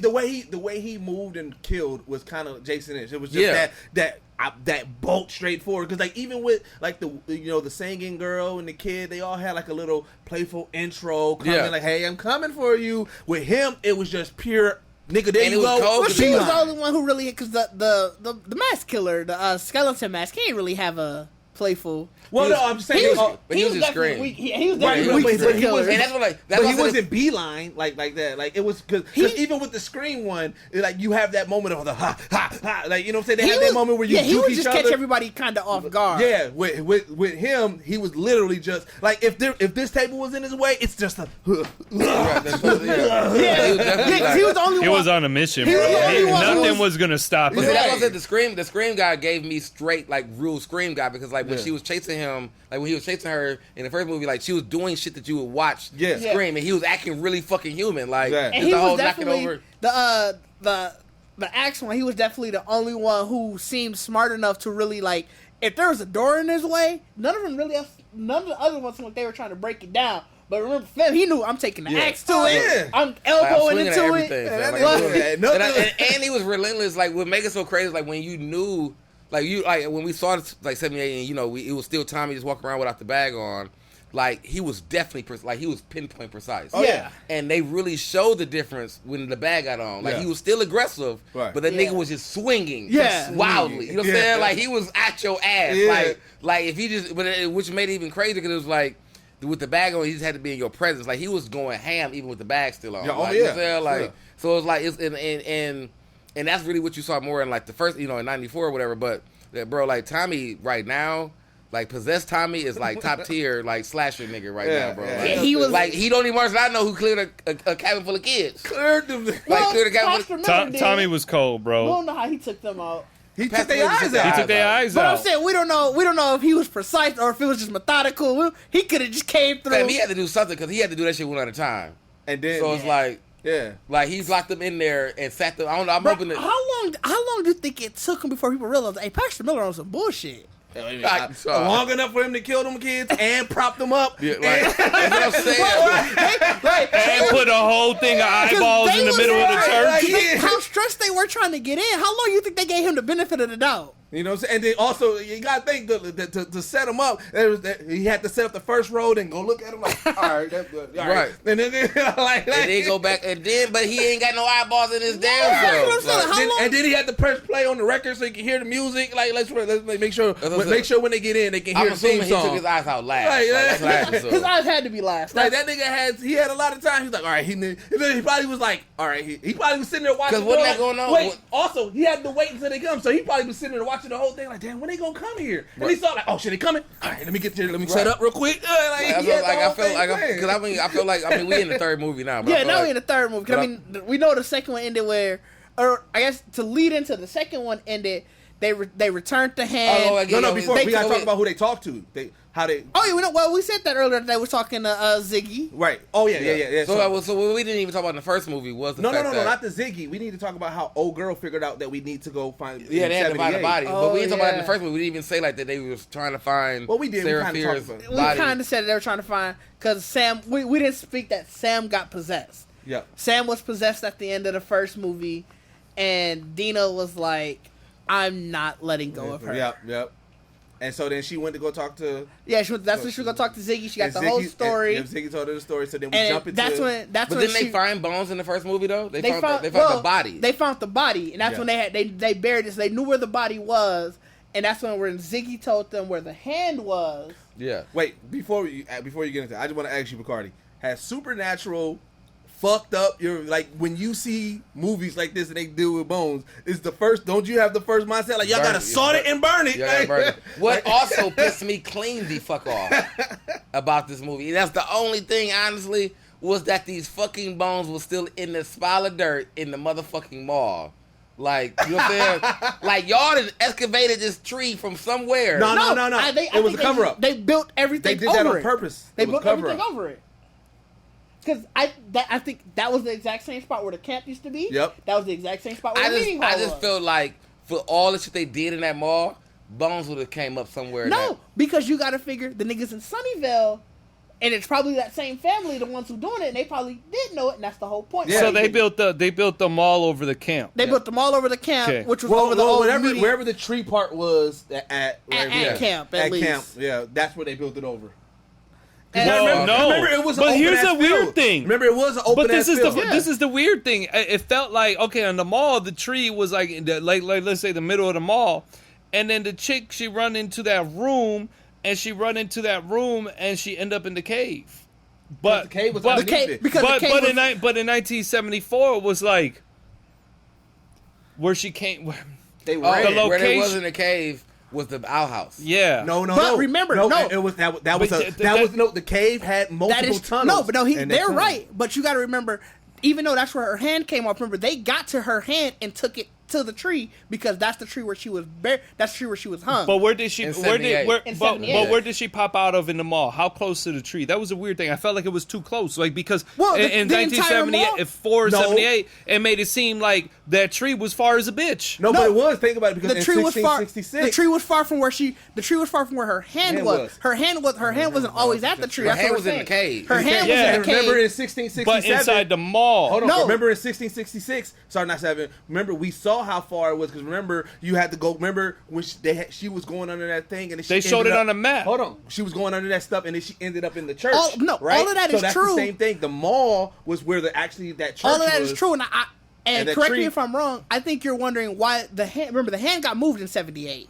Yep. The hand got moved to the tree. So, however far it was before, it was far because none of that matters anymore because the hand got moved. Right? No, they didn't move. Did they move the hand to the tree? They took the hand. They were because Ziggy and her sister were about to. They thought they found the hand. They found the hand in the red moss. Yeah, they found the hand, and then remember they dug to where her body was, and the body wasn't there. We found the body wasn't there. Yeah, that's right. But I can also give you a sense of like from the tree to the in the cage. You got to remember where the church was in 1666. Remember, once they went to go hang them at the tree, it took them a while to walk to that tree. You know what I'm saying? So. Yeah, I mean, I feel like the church, like you said, the church was probably where, because remember they came up about the house at the end of the third when they was and then in 3, remember we see her find the little cave, and remember she goes in it and she has that memory of 1666, and she was like, oh yeah, I did go through this before, or that memory I had. So so like I said, at the end of 78, that's when they dropped the hand. They knew the body wasn't there, and that's when they got caught. Yep. And then after Ziggy tells them that story, she realized, oh, okay, I know where that is. I know where this hand is, and I know where the body is. I'm ending this. Yep. And so they went to go get the hand, and then that's when they was running to the tree, and then that's when they got caught. So that's why she knew that the hand was at the mall, and they decided to go get the hand from the mall. She took it to where the body was, and that's where. She bleeds onto the bones, and she gets transported back to 1666. Right, yeah. And that's how we get to the start of 1666. And just to make sure, you think Sunnyvale moved the body, correct? Yeah, no, her friends moved the body. Her friends. We saw that. Yeah, we did, because her friends moved the body because they said that she deserves a proper burial. Yeah, you're right. Yep. But they didn't really they found it like on the side of the road or something. Like, where did they really find the body? No, they found the body. So it wasn't on the side of the road. It was on the side of the road, but it's like. It was like off to the side, but you got to figure 300 years they building roads over it. That's what I was wondering. I couldn't remember how they knew where the body was. No, they didn't know where they crashed it. That's how they found the body in 1994. They crashed it. Girl said I had a memory when she touched she touched the dirt and her nose bled. And she said when they start talking about the witch, she said, I saw her when I was in there. And remember, she was retelling the story. And so they went back to where it was. And that's how they found it. So in 1660. No, in 78. In 78, once Ziggy told them where the hand was, she was like, I know where the body is, and that's how she got drugged back to the past. Yep. And honestly, 1666. That was my favorite of the three. Me too. To be honest, 1666 is my favorite. Because I like the in the past aspect of it, and then we also still got the finishing of the story. So I really like that. It felt almost like we got 2 movies in one. We definitely did get 2 movies in one.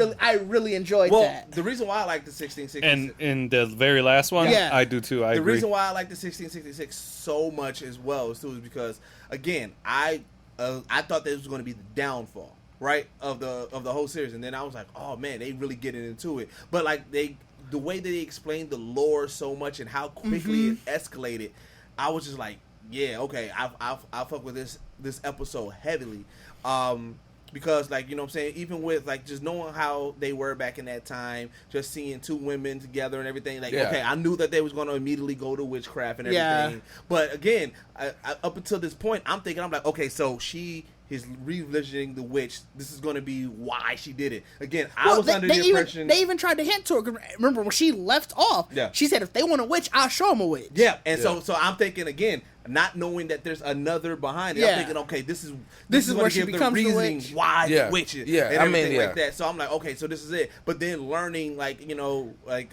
start learning a little bit more about that lore. It was just so much big reveal that I was like, that I didn't see coming, and that's why I like 1666 a lot. I mean, that's what, it's not my favorite one, but it's my second one. But it was because like I felt like I caught it too. Like when I started watching it, like where it's like, you know, it's gonna be witchcraft. You know, all you looking for the reason of why she wanted to be a witch. Yeah. You know what I'm saying? Like what turned her into a witch. So I felt like, of course, the relationship lesbian aspect was in all of the movies already. Yeah. So I already knew that I was going to be the same. The driving force. Yeah, the driving force of this one. So it was just like, okay, well, no one liked this. They're gonna talk about this. Yeah. So my thing was, I was waiting to see like how the story was going at first, where they grabbed her girl and locked her. Like one of them was gonna make a deal. Like I feel like one of them was gonna make a deal to save each other person's life. You know what I'm saying? So I got a question. Or even take revenge. Like, that's really how I thought it was gonna end. So once the Black Plague started happening, what did at that moment? What did you thought was happening? Like what did I think was happening with it? Yeah, because I mean, my thing. Remember when like the food was going bad. Remember they said they saw somebody in the woods, and then the next day everything was going bad. So my thing was just wondering who the fuck, like somebody, because they already kind of set up to me when they went to go see the woman. See, here's the thing. I thought they was referencing them two when they were saying I saw somebody in the woods. I thought they was representing the girls. I didn't think. But the girls are the ones who said it. Yeah, the girls are the ones that, like literally like in. Oh no! Sorry about that. When the girl said they saw somebody in the woods, I thought it was the pervert guy. I thought they when they were saying it, I thought they were saying we saw somebody watching us. Sorry about that. That's what I meant. Oh yeah, like, so I thought it was the dude. Because remember there was the drunk dude and there was the other dude. Yeah, the dude who was trying to get right. And so I'm like, oh, they saw one of him, and I was like, you know what I'm saying. So I'm thinking like, okay, one of them doing some shit to frame them, right? Even though he did eventually frame them, but I thought he legit was the one that did that. Like I didn't think there was witchcraft going on. I thought he was intentionally fucking up the food to frame them. You know what I'm saying? Killing them, set everything in motion. I thought it was the woman at first. Like I thought whatever the first woman when they went out to go do the deal, like whatever they hear, I thought whatever she was out there. Same thing as with in 78. I did kind of think you know that what I'm saying, like 78 was the nurse lady. The nurse, was doing, honestly, I didn't suspect her. I didn't suspect the nurse either. I didn't suspect the nurse either. I just suspected that she knew something though. Like I knew. I just well, see, here's the thing. The only reason why I didn't go that route, but no, because remember the nurse, her daughter, that was the Ruby Lane was her daughter. That was her. So she knew about it. So I expected that she was gonna probably do like she was putting a curse on. You know what I'm saying? And the reason why I didn't go that route, I just felt like that would have been too on the nose. That's the only reason. Because I thought that, then I said, no. They got to have some type of twist. And I thought it would have been on the nose if it was her. Because I'm like, the first person we see doing witchcraft is the one that's doing it. I was like, yeah. Well, I mean, I think that's what made it obvious. Like, I felt like even the fact that she got locked away, whatever, with the fact that she was getting close to figuring it out. And that's what I said, like, the reason, if you think about the fact that because I mean, even in the 3, she didn't die. Right. So, what threw me off, though, in that sense, though, is like, I thought if she was, it doesn't really portray if she got cursed. Like, if he did something to her. No, she just found out about it. Yeah. And so her whole thing while she went after Tommy was she saw his name was next. And so her thing was, if I can stop the killer, if I can stop the killer, she I don't know, she thought like maybe he was the next for the curse. Right. Yeah. Like, or he was she had to have curse. been if she went down there. If she's seen the name on the wall. No, I'm just saying. I don't know if she thought like he was the one who was putting it on, or if he's because I don't know if she thought like he's the one who did this curse this time.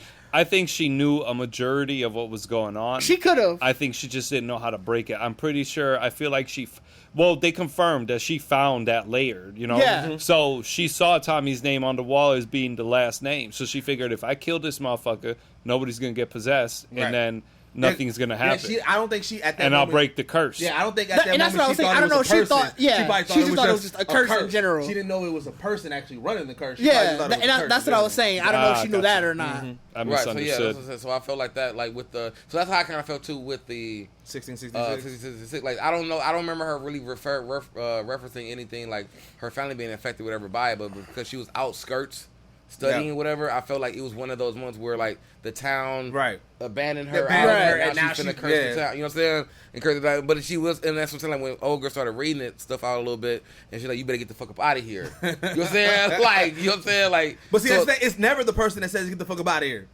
If you in horror movies, it's never go on. You better go. You don't want to do this. It's never that person. That's fair. I'm trying to think back. I was trying to think about that shit. Yeah, no, you might be right. I was trying to think about that shit. Because I mean, that would be kind of salty. They'd be like, "Go on back to you where I'm about to curse." You know what I'm saying? That'd be a crazy. Get back in your place, nigga. You in the wrong spot. Yeah, that'd be a crazy ending. Like, I didn't want to kill you. Get out. I got the rest of these. And then I thought they did the whole witch trial portion of it really good because it was like. The anticipation, you knew they was going to blame him, but it was just like the way they was doing it. He's like, all right, when it's going to happen, And I mean, the big reveal is trying to figure out who was going to do it too. Yeah. Trying to figure out who was going to blame him. It made sense that it was fam. No, you could tell he was, tell he was bitter that that she stopped her, and she stopped him. And she pointed out that he was on hard. Yeah. She definitely disrespected dude. Yeah. I mean, that's what I'm saying, but fam was like, he was creep mode. And that's what he was just like me. We're both creep. Like, no, nigga, I ain't no creep. You know what I'm saying? Like, you creep mode. Yeah. Right. You know what I'm saying? Like, he was heavy creep. So it was like, I felt like, even though he's been in all of them, 66 is when I was looking at dude like, this nigga got problems. Yeah. Like, he an issue. You know what I'm saying? Yeah. And when she, of course, did the rush back and was like, please help me, I was like, this dude. Yep, like, anybody you go back, when it's all in distress and you go to that one dude you think you can go to, that's the nigga. You know what I'm saying? Like, right. So, and again, getting to one of my favorite scenes, again, knowing that she was going to lose her hand and then actually seeing it happen, I was like, jeez. I actually forgot about the hand loss. I was like, bro, that weak ass knife ain't gonna do that. That's what I said. Bro, he caught right. I felt he caught right in between though. He caught it. But remember, it was just hanging. Yeah, it wasn't done at that time. Yeah, that wasn't the part that made me say Jesus. It was the. Did she rip her shit off? Yeah, because I was going to say he ripped it off. Knife, no, she did, pulling back the escape. Well, pulling it back, but it was him also slamming it. Then I was like, Jesus. I was like the amount of pressure that you have to go through, like your mind, of like somebody literally trying to stab you with a knife while holding your hand and smashing your hand, and you just got to get away from it. Like, fam, you'd have to kill me. Oh, I'd have passed out. Bro, I don't know, that adrenaline, I guess. That was rough. That was a rough. You had to not feel your wrist at all. That you just like, I'm finna pull us away, because at some point something's gonna be really weak to me that I'm like, just kill me. Yeah, just kill me. Well, like I was telling you yesterday, that if I had to take anything away from this series, that I'm just like, come on, you need to address this. Niggas took a lot of stabs and was just eating them. Dog. People was getting stabbed. Like up. people was getting stabbed left and right, and it's just I really didn't. 2 scenes later, they out here doing extra shit. I really didn't want my homie to get a slash. When he got slashed, I was like, oh. Yeah, I'm like, bro, if you die, I'm about to cut this shit off. I'm about to cut this shit off. I didn't want him to die. Which one? The brother. When he got slashed, I was gonna cut this shit off. No, I didn't think he was gonna die, because at that point I didn't see enough niggas taking stabs. I was like, oh, flesh wound. Enough niggas got stabbed by this. Like, that's the only thing we acknowledge, is the fact he had a cast though. But wait. We do got to give Scream Mask dude his props. He was catching them off guard like a bro. He was an assassin. Off guard. He was an assassin. That nigga was just popping out like. Yeah. So I mean, that's what I'm saying. Like, so like the first part, 666. I get why everybody liked that part of it. I mean, it definitely gave a lot of backstory. I felt like I didn't like it because to me it was more obvious of what it was going to be. Like, I knew the ending of it. So like I said, when I was watching, I'm just like, bro, when are we getting back to the future to solve this murder? Right. You know what I'm saying? Like, solve this case. You know what I'm saying? So let's go back to now. We back. Now we back. She knows who. She know who did it. She know who's the reason. Yeah. Back in '94, yeah, that's what I'm saying. That's where it turned into Monster Squad to me. It's like, all right, we gotta get the band together. Yeah. We gotta get all these monsters together. Because when they went back and got old boy, the security guard. Yeah. Man, that killed me. I didn't even understand. I'm like, bro, where the fuck? I forgot about film too. He was like, they was like, we need somebody. He was like, I know somebody, and then it was like, bro, the fact that fam was his first thought is wild. Like before anything, I was definitely thrown because I'm like, was he in the movies? Everybody was like, he was in the beginning. Yeah, I was like, they brought dog back. Yeah. Like this random. I was after watching. I was like, let me rewind. Was he in the past? Well, because like what Bacardi has made this point a lot. You always need that human person that you got to explain everything to, and that was him. That was definitely him because at first he was like, "Well, we get the fuck up with police, let's go," and then he was like, "All right, hey, cuz, what's really going on?" So when they told him, he was like, "Nigga, what?" Hey, when he heard directions from white people, it was like, "Hold on, little bro, tell me what's really going on." You know what I'm saying?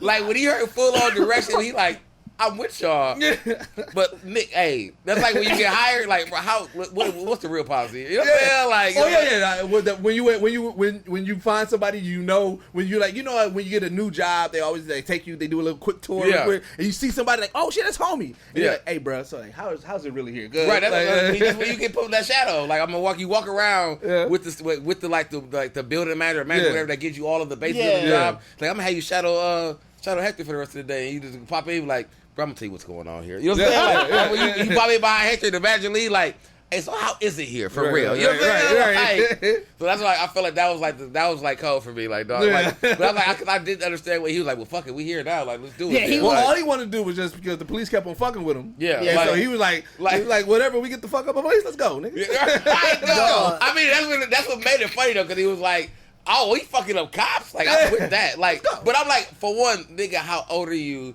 to be listening to some high school kids telling you we finna go fuck up? Well, they had Ziggy with them, so I guess she brought the adult air.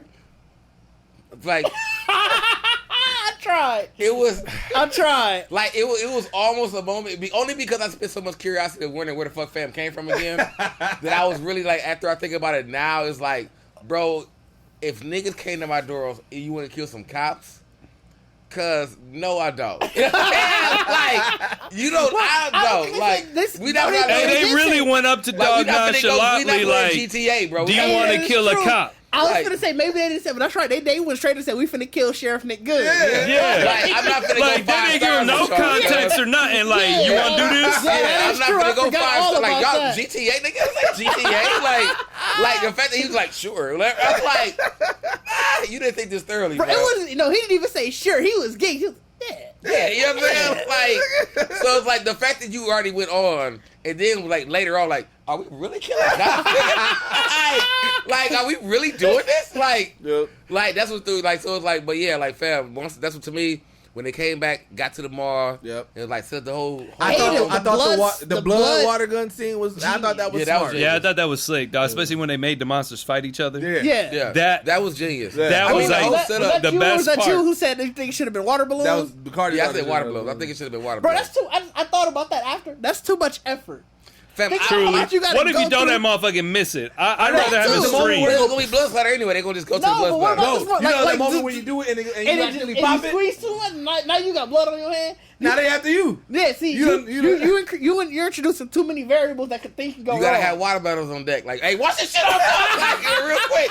You watch all that shit on real quick. Nigga, throw the bottle like. But then also think about how much time it takes to like my thing. What threw me off those for the fact was like, wasn't it 3 super suckers?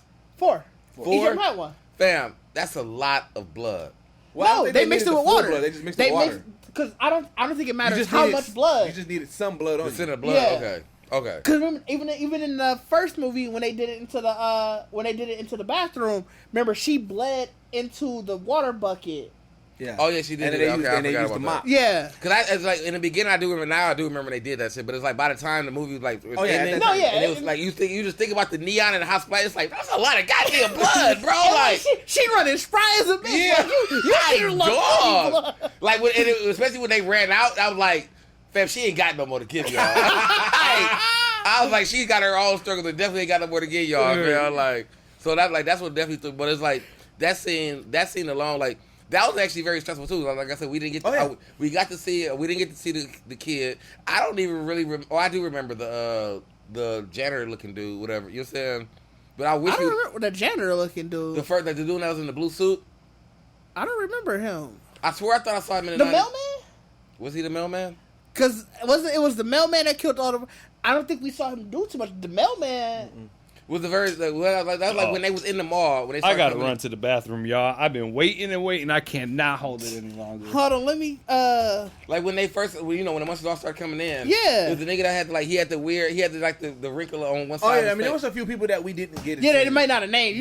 Because remember it was remember at that point. Everybody that died, or that technically they just brought it back as many as possible. But everybody that died, technically, I mean, that was a killer.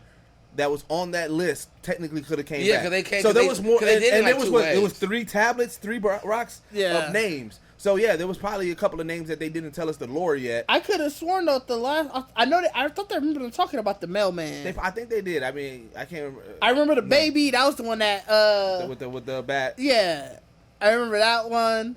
Because they reference them. Yeah, that's what like. I feel like everybody that you saw was mentioned somehow. Yeah. Somebody Right. said something. I can't remember. The mailman one. I feel like the mailman one was in the first movie though. I thought so. Like I think they referenced him in the first movie. I think so. Remember, he had the big board. There was a couple of people that was like, it happens every time. This time. So that would have been the moment that we at least even heard about it when he was going like, to the papers. I thought he said like matter of fact they did. They talked about the mailman who was killing all the housewives. Yep. They did. Yeah. Okay, so they may have not shown They it. may not have shown but it. He But was talking about it. But I think when I saw the dude in the blue, I probably just assumed that was film. And like I said, so and so that when they came back and then like that one having them fight each other was big. I knew that Gate was gonna have a little thing again. Yeah, you I mean, you watch those scary movies, you know where it's gonna be like a climax. It also messed up in the first one.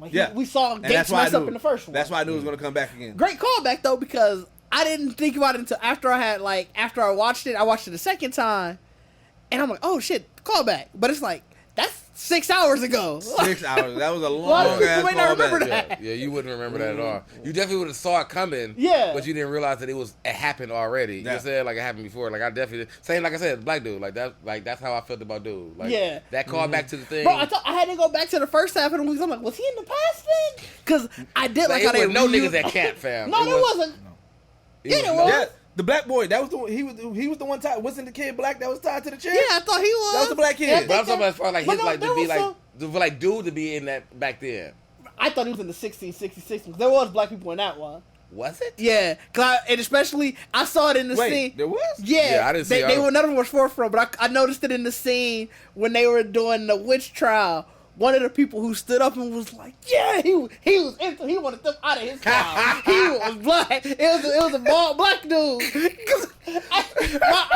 My eye tracked to it immediately. I was like, "No," because he wanted him out. Man. Second time though, when Tommy was coming after old boy. Now I didn't think he was going to get killed by the slash, but when that moment, I was like, oh shit. He was coming after who? We come after our homie, the black kid. The black kid. I thought Tommy was about to. Even when he had what's Ziggy in that fucking little ass bathroom when she was talking to her sister down in the hole. Yeah. And he got old boy, but I'm like, ain't no way she getting out of this. Like, ain't no way she getting out. You know what I'm saying? Like, cause she got rid of old dude immediately. Yeah. Like, he got rid of dude. But yeah, like, so I thought our homie was done for this. Because I was like, he inverted one. He can't invert. Yeah, the slash. I was like, like I said, by now this is 6 hours. The niggas been getting slashed and still doing some crazy shit. So I was like, all right, he good from there. But like you said, when fam was coming, I was like, oh, it's sad. I mean, because he did the horror movie trope where he tripped and fell. I'm like, oh man, I was like, no, they ain't going to get let him go this way. I do like the idea though. That fan probably made the witch for Ziggy. That makes a lot of sense. I've been thinking about that now. That makes a lot of sense to me because like he just really wanted like you. He had a soft spot for her. But yeah, but you also I think like it's the whole point of like, you know, I sacrifice a name and they're gonna go on a killing spree till somebody stop him. Yeah. You know what I'm saying? But he didn't want her to get caught in that killing spree. Remember that's what, and I think when you look back at it, a lot of the stuff that he was telling her, like when he was like, I let a lot of people die tonight. You know, yeah, people are gonna die, but I don't want you to be one of the people. Like all of those times. Yep. You can tell. Like, it sounded like he meant for that night, but I think he meant in a bigger sense. In a bigger, So I mean, that's what I said. I feel like if what happened didn't happen to her, he was definitely trying to wife her. Oh, yeah, but he's like, you really can't wife her now when you're a survivor. Sure. You know what I'm saying? Like you talk about if he could have been the Solomon savior, and Sarah. Not necessarily. Well, he was too, but Nick Nick and Ziggy in 78. In 78. He's trying to, but it's like that's what I'm saying because you can't. I think he was just being shady, I wonder is no, because that's what I'm saying. Like I agree with this. I was saying like he. But I wonder now is that a part of the just sort of because everything seems cyclical in this town.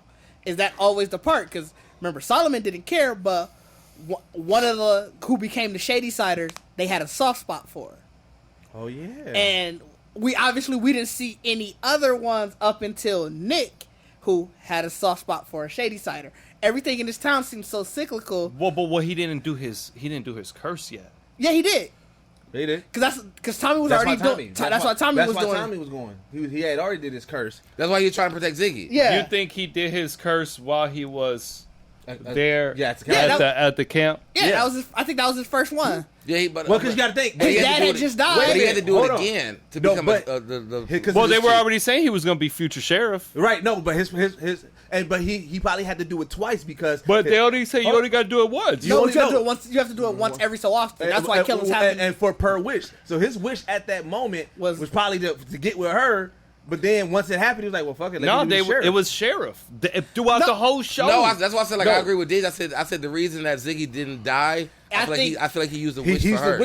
We don't know he didn't want her to die. Like how would he know to wish her before she even knew before she was even going to die? We don't know when you really had her. We don't know if the wish has to be done. It could literally just be It could literally. So after all that trauma, you tell me dog just went back underground. Was like, don't let this bitch die. No, the whole thing is how else did she survive that shit? Not even necessarily. You're also assuming it has to be a vocal thing. Like, hey, I wish for this at that point. Right. It could literally just be your heart's desire. But so I get what y'all saying. I get what y'all saying, but just going off what the movie showed me, it was like there was always just one specific murderer. Right. But he had connected to generations. But he had now we're assuming because remember he's in '94 as the same person still there. That's what I'm saying. I think they have to do it. You got to. He's even better now because he said it to her in the end of it, like I'm gonna be the fucking sheriff of the year. Yeah. Because now I'm finna stop this case. Yeah. Because you gonna be the motherfucker that killed all your friends. Do it every so often. He pretty much made it. But he didn't make that into a wish. That wasn't his wish. The first kid, the slasher, was his obvious wish. Well, hold on. What y'all missing too is this is not what remember the lore. What they said. They said it happens every so often. Well, no, not that. I was gonna say even though it happened then. It doesn't say how many wishes you can get, right? And every time you do it. Yeah. Because remember, in between camp and in between now, brother became governor. Remember, they said their family, so that means his brother actually did a wish, somebody else did a wish, and then now he probably came back like, oh, it's my turn to do another wish? I got to be the best police. But I'm saying that his wish, because I just don't get it, because I think him going back to make a wish to save this chick is just that's what I keep. I don't think I keep trying to say, and you guys just keep jumping. I don't necessarily think that this wish is something that you have to physically like. I wish for this at this moment. It's probably whatever your heart desire. If he didn't want her to die, that's a heart desire thing. The whole thing with the deal with the devil was so that it's prosperity and good fortunes for their family. Mm-hmm. That was the whole thing every time. That's why they keep going back. My point was why I think that could have been part of it is every time, and we notice that this movie is very cyclical. Every time from the ones that we've seen, the person who's given a wish, they have that person that they're sought for. Like Solomon, when he made his wish, he said that he would split it with Sarah. But that bitch died. Yeah, because she told him no. Ziggy and him at the time, they didn't have a falling out, so to speak. So him desiring her to be alive until he realized this happened to her, it'll go into that same thing. He wanted to make sure that it was that one person. I get what you're saying. I'm going with it, but I don't think that if it held true, then Sarah Fierce wouldn't have died. Because I don't think even at the, Sarah the Fierce died because he turned on her and made her. That's what I'm saying. But that don't make him, even after the fact he did what he did, he still was so sad that she was leaving. He wanted her. He still loved her. That don't change. She just fucking things up. You talking about Sarah Fierce or you talking about the... I'm talking about Solomon. He still, after that, you can still see it, just he didn't verbally say it, but through the faces that he was making. Like, you just don't terminate how you feel about a person immediately after that. He did what he had to do to save himself. He even said that. He said, I had to do this because I can't let you fuck this up, even though I love you. He said that. He said that. So that means he still loved her. So his desire still existed. That's why I said there's so many movie tropes in this. I just think that's just a loophole that the chick stayed alive. Not necessarily, because from what you just said, I have to do this. So clearly, if you know you have to do this, your desire is how are you going to stop her? You know, if you just do whatever else, she's going to be able to tell somebody. He didn't want to, though. He didn't want to do it. He said it. Yeah, he said he has to. He has to. So there's a difference. But he desires. When you desire and you love, all right. Logic don't work like that. You doing a lot. All right. Y'all doing a lot with it. I think it's like the Solomon, because that's what I'm saying. That's why I keep talking about there's so many movie tropes in it. Yeah, like Sarah Fierce has nothing to do with Solomon. Like, because she got buried in her, she cursed the town that y'all gonna figure out the knowledge of what happened. He loved her. But I mean, that's what I'm saying. But her as Sarah was nothing to do with making a deal with the devil to kill people. Like, because she never got possessed or anything. She was literally just someone that's a victim of Solomon's dirty deeds. So why do we think in the second one? Hold on, I got it. That dude. Because if you listen to the 78, if you watch the movie, just want to let you guys know. Like, he really liked her. And he was saying the words like, "I'm not gonna let you die tonight." I killed a lot of people. He I let a lot of people die. I'm not gonna let you die. He threw the person in motion, but I'm gonna try to protect. That to me just sounds like he's just gonna do extra to save her. No. Let me tell you, I just read it. Let me tell you, it's predicated. So, when he made his blood oath or whatever it was, he guaranteed me and her to survive, like we were saying, because he wanted to wife her. So the reason why she was already reanimated, he knew she wasn't going to die. His plan, when he did his deal to become the best sheriff, to be the sheriff, it was like, but we need to guarantee the survival of her. And that was part of it. So it's not just you make one deal. It's like you can set your terms on this deal, and which his makes terms sense. It was predicated. That makes more sense. That makes more sense. I was understanding like the motherfucker went back and made another wish. No. It was predicated. And that's what we kept trying to say. The whole time we were saying that he made a second wish. Yeah, that's what I'm saying. Like, I just said his wish. I said that she was part of his wish. Yeah. Because he kept really stating, like, you're not dying tonight. Yeah, like, right. I'm not letting you like, die no matter tonight. what, you're not going to So die. it's like, my he thing is, knew. like, even then, like, for me, in the movie, the second movie, I didn't suspect him still yet. But it's like, once I watched the third movie, that shit made sense now. Like, that's the reason. To be fair, I thought when I saw Solomon Good, I knew it was her. I thought it was somebody in the family. Yeah. I didn't think it was necessarily him because the way he kept talking, he was talking about how being the heir wasn't the great, it was too much. So I'm like, I get what you're saying. He's in this family, he's benefiting from it, but I didn't think he was the particular one in the family. Now, what's crazy to me is that, like, usually when you see these family things, there's a coming of age, right? Yeah. You once you hit adulthood, let me tell you about the secret. I was like, nigga, when did they tell him about the curse? I this think nigga was 16. No, remember doing the curse. his dad had just died. Oh yeah, you're right. So maybe it's him being the heir. Maybe it's at that point. And that's probably why the only one time that there was you got to save a girl was a teenager doing it, because that's some teenage shit. That's what I'm saying. So that's some teenage maybe shit. most times, Like, I give you all this fucking power, you wouldn't go change, you wouldn't go save some, like, no. Which it makes sense that they do it upon the parents' death, because most times you probably freaking like they hoping that their dad lasts to at least he matured. Right, you already got the family and stuff like that. Like, nah, it happened while you were a teenager. It's probably like, shit. like, you running wild. Like, hey, look here, they got this new figure coming out. I need that figure. I'm gonna make this oath, kill it. Right. Let me get this figure real quick. That's why it happened so randomly, because there's a bunch of like really childish ass shit going on. Yeah. Like, The rest of the family was probably at home. like, nigga, you want to be a sheriff? Like, you want to be a sheriff? That is so right. Like, you can wish for anything in the world, and you want to be a cop? Like, Nigga, maybe he really idolized his pops, I guess. No, that's some Guns N' Roses But shit. Cowboys.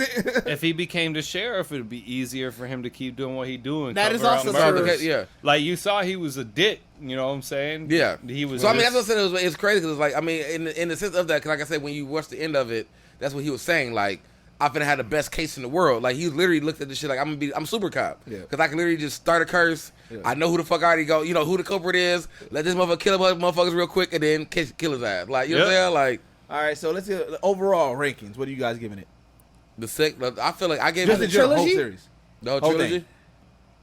Honestly, I'm gonna give it a 9. Yeah, it's a strong 9. Yeah, I give it a 9. Yeah, I'm giving it a 9 as well. I think it was really hard to find something bad. I mean, if I feel like I find something, I feel like I'm giving it a 10. I I'm told not giving you- it a 10 because I just don't No, want to. like I said, I said 9.5. That 0.5 is definitely the slashes. Is this- Niggas took too many stabs to not die. Is this But a lot of niggas died though. I know. You know what I'm saying? So you gotta That like, kind of yeah. like, you know what I'm saying? Like, somebody gotta have plot armor. Yeah, You know what I'm saying? yeah. Like, A lot of Facts. people had plot armor So- until it served. Are we putting this? Is this every Halloween? You should watch this. Oh, I definitely think. Yeah. I think Like as a trilogy, like October? as a solid trilogy that came out, I think you should definitely watch it. It should be in your Halloween. I think it's one of the better movies that we've gotten, especially a trilogy. I don't know how staple it will be. You know what I'm saying? You don't think it'll Amongst stand the horror time? community. I think it would. I don't I know. think it I will. don't think. I think it is. You know, it's a lot of stories. What helps it? R.L. Stein helps it. You know, it was successful. It was great. I was entertained. But if I It's gonna Tommy is gonna last forever. Who? Tommy. They gotta make. Tommy. Do they got figures yet? If they don't, they need a time. But somebody Tommy, will. man. Like Tommy. my thing is Tommy. like, Tommy. my thing is like Daylight. if it don't, it's gonna always be a cult favorite. Like I feel like any teenager, 17, I can see 18, Dead by if you- Daylight picking it up, Didge. Like That if would you, be dope. if you do Yes. like if you was 17, 16, 17 Oh, years like, old give as them a a child, Give him a character. that's like this series. Like I think if I was a kid, yeah, that's what I'm saying. For any Yeah. teenager, that's what I'm saying. Like the kids who watch it now, They'll go back it's and gonna watch live it. with them. Yeah. It's definitely because this was like I said, for me, if I was that age, if I was 12 or 13 watching this shit, this is Freddy Jason. You know what I'm saying? really, I was gonna liken it more to oh my god, what's the Vampire Next Door movie? Yikes. Is it not Vampire Next Door? No, I know What what you're is talking it? about. You know what I'm talking about, right? God damn it. Oh, the one that had what's the name in it? It's Freaky- Friday. No, Something. It's not Freaky Friday. I know what you're No, talking Freaky about. Friday. That's Friday, the one, Fright Night. Fright Night. Yeah, Yeah. I like it a lot. Fright Night, except that I think it's a little bit better than Fright Night because it was pretty consistent. Fright Night was cool, but it was campy. Like this was still campy. Wasn't it Johnny Depp in Fright Night? No, who was it? Who played it? Who's the one of the vampire? Coreys. I don't. I don't know. Oh, I know who. I can't remember his name, but I know who. Yeah, Corey Feldman was in it though. Yeah, I know that. You talking about the original one though? They did remake it too. Fright Night was campy. Yeah, they remade it. Fright Night was campy. Yeah. But it was gory. And this movie was campy. It was campy as fuck. Motherfucker. But it wasn't a cheesy, corny campy. And the slashing and the killing and the meat grinder made it so much better.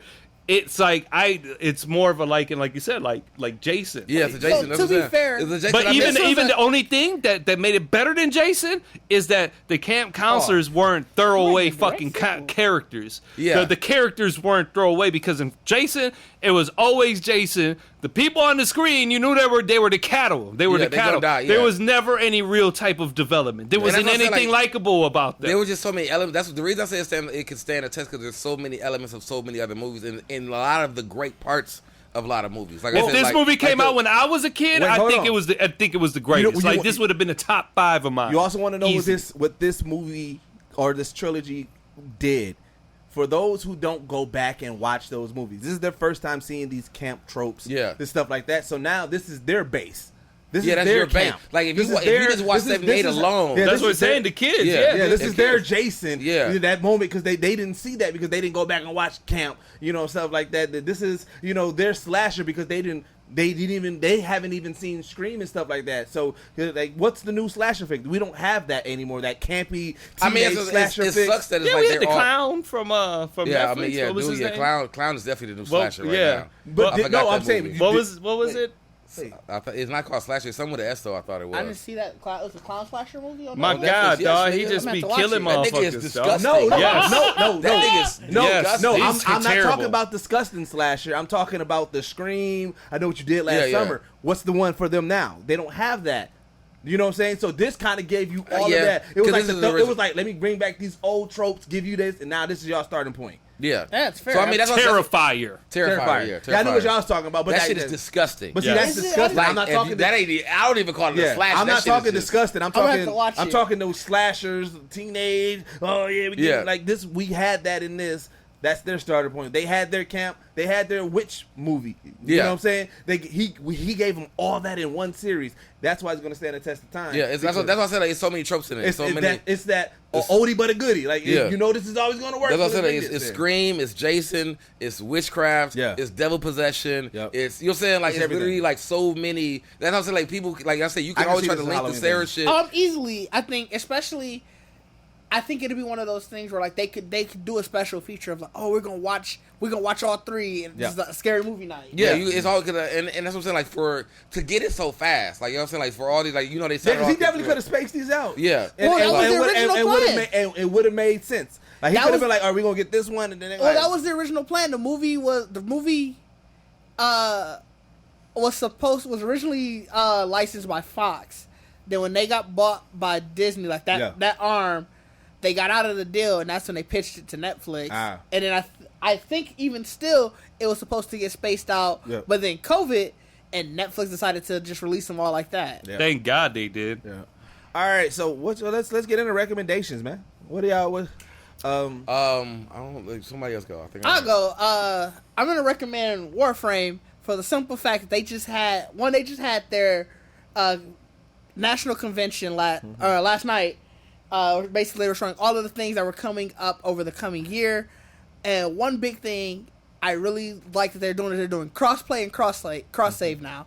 So not only can you, obviously, jump system, I don't know how often you'll be able to do it or whatever, but being able to play with people on different systems. It's a game that I've been enjoying since I first got my PlayStation. Right. For a free-to-play game, some of the features and everything that they have are just amazing. Right. And I would definitely love for more people to play with. All right, I'm going to go American Horror Stories, the new season and everything like that. If you love American Horror Story just in general, this one it's so much justice. Is really good. I mean, if you watch the trailer, they go back to Murder House for those who are familiar with it. But it's the callbacks that happen in it. It's the things that are going, like the new stuff. Also, for those who are name horrors, Michael Jackson's daughter is the main character in it. Oh, interesting. Paris Jackson, and she actually plays really good in this. I was surprised at the acting and everything like that. But it was like, the story is good. Again, what I think out of all of the American Horror Stories, this one has the most fun a little bit. Like, American Horror Story is the lore of it and everything that goes on. There's a lot of seriousness to it, a couple of horror tropes and everything like that. This is the first one that kind of had some of the stuff that we seen in Fear Street, like the little, just like some. I don't know. I feel like the camp one was like that. I feel like the camp one was. Oh yeah, you're right. The camp one was like that. That was the first time though. That was like season 7, so it was the first time that we got that. This is a recommendation, so.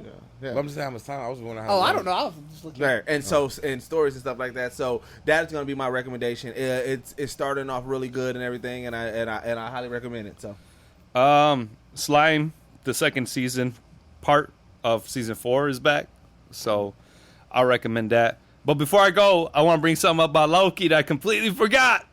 I'm not trying to bring back the conversation. It was just something that I saw that just.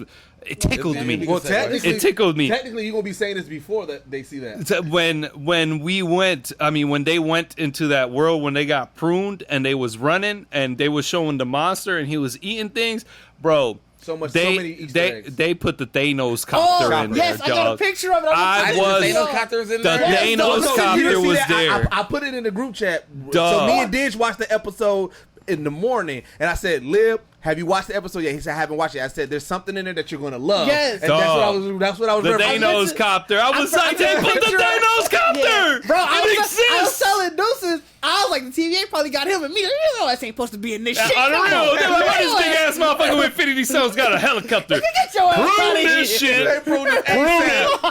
Wait, you know what? They probably let him finish his monologue. He probably showed up. Like, I am gonna get you. Wait, we're saying that instead of the ship, he came in on the chopper. It was the in-game Thanos. He showed up on the chopper. And the chopper, bro. And the Thanos copter. He gave his like, wing, dog, that shit at least. He giving his monologue, talking to him like, bro, he really got away with an Infinity Stone on a Thanos copter in a Spider-Man comic. That's what make it funny, because now that you, like, if you think about this first, like, it's Kane, so Kane came down, like, or, sent somebody down, like, but a fucking helicopter. and then knowing that the other variant, like, fam, Spidey Super Stories. It was the Spidey Super Stories. Knowing that the other variant, somebody like, do you know what your other variant is doing? Like, nigga, you in a chopper? Do you know what he did? And that was so crazy. Like, I feel like, bro, do you need help for something? That was poor Thanos, bro.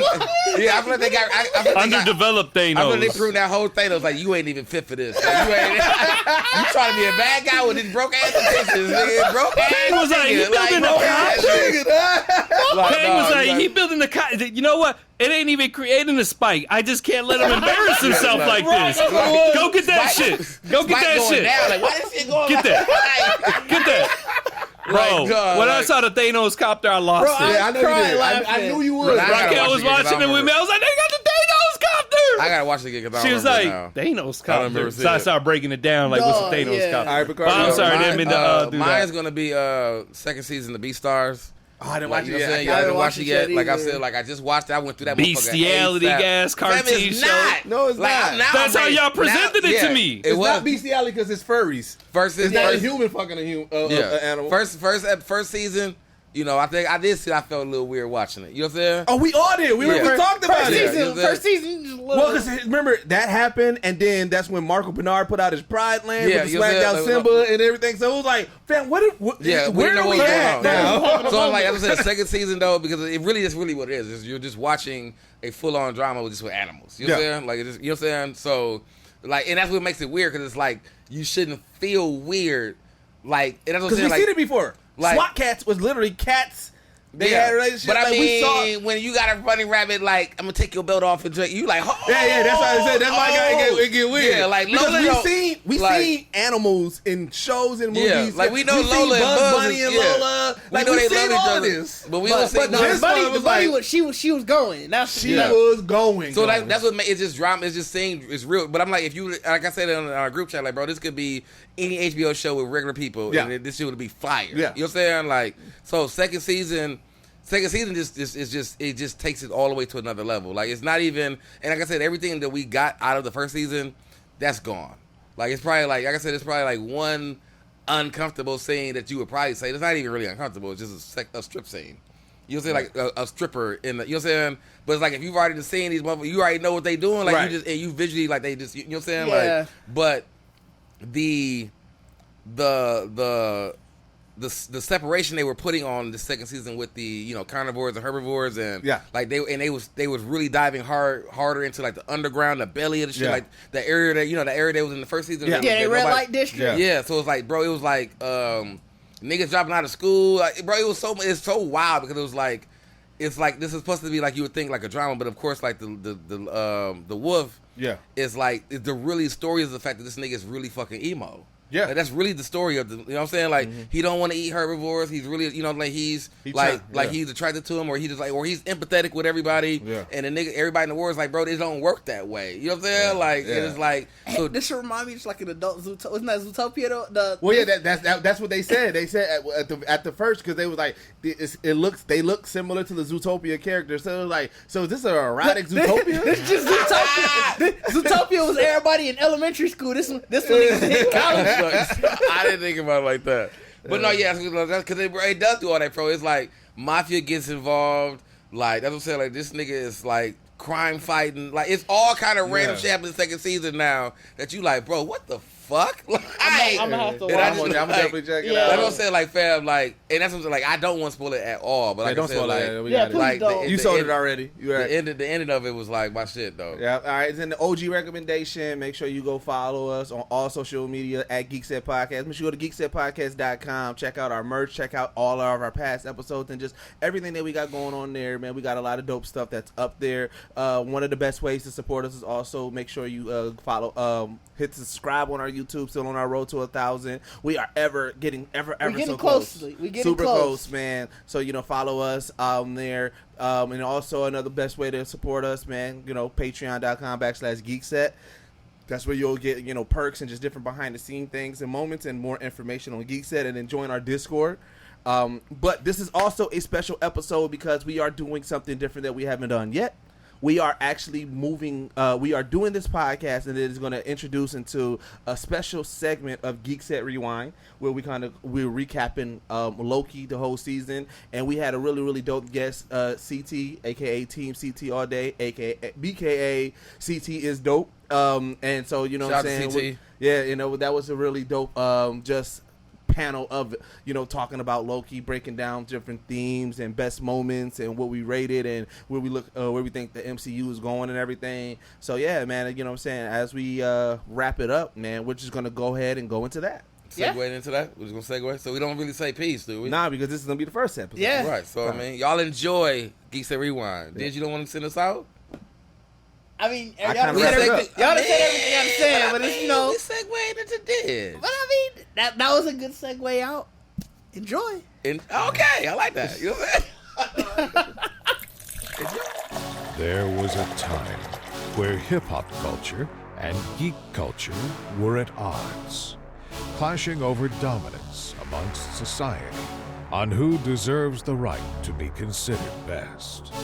The great culture feud lasted for decades with no end in sight, until one crew decided enough was enough. Deuces, Lib, Bacardi, and Didge, collectively known as Geekset, stepped up when the world needed it and became the only place. Welcome everybody to a new episode of Geekset Rewind. I'm your host Didge. With me as always are the Geekset Crew, Deuces, Bacardi, and Liv. And today we have a special guest, CT. How's it going, man? Brother, incredible. Thank you for having me, man. Always a fan of Geekset, so I appreciate the invite. It's definitely thank you for being here. No, one of the reasons why I wanted to reach out to you is because I know that me and you had a really good geeky conversation during the one-on-ones with Deuces, and I know that you are has a deep knowledge of a lot of this stuff from comic books, video games, and everything. So I'm like, oh, it'd be dope to get CT on here. Oh yeah, I'm definitely still DC over everything, but I do rock with Marvel. Yikes! I'm with you on that. They're against me on a lot of Marvel. I'm not for or against Movies, either. Marvel, comic books. I do lean more towards DC. So not even just comics, man. The animated And universe in animated DC movies. is Yes. ridiculously amazing. Yeah, But absolutely. as far as DC. live action, That's a good. Yeah. The animation is really good. Animation is really good. So let's get into Loki. Yeah, let's definitely get into Loki. I guess first things first. Overall, the season, just quick, 1 to 10. What did you rank it? We'll go with you. Here's what's go ahead, crazy, Cece. man, because if we're okay, so I'm coming into this premiere episode 1. It was like, yo, this is cool, but what's up? You know what I mean? Right. So and overall, looking at episode 1 through 6, I'm gonna give it an 8. Okay. 8. Is that the highest that you're giving out of all the series so far? Out of all the series, yes, because I guess we could call it Captain America and the Winter Soldier now. Got it overall got like a 7 because it really took a long time to get rolling if you really think about it. There were incredible moments, but that season finale was phenomenal. Like if I could just judge the finale of Captain America and the Winter Soldier was 10, especially them renaming it. But as far as an overall series, I give it a 6.5, 7, almost. You know what? Strong 6.5. And then WandaVision was a 7 for me. But Loki blew everything out of the water, man. It's like I would have scored it higher. I agree with that. Had that first episode been closer to how the series went on, if that makes sense. Yeah. All right, so Liv, what are you giving it? I'm giving it about an 8.5 and 9. Okay. All right, I'm giving it a strong 9 for me. I'm gonna echo that 8. Echoing that. Echoing 8. Yeah. Bacardi? I'm definitely strong. I'm strong 9. Strong it's 9? really 9.5 almost. But I'm gonna give it a 9. that last episode gave it that half a point for me. You know what I'm saying? So Crazy.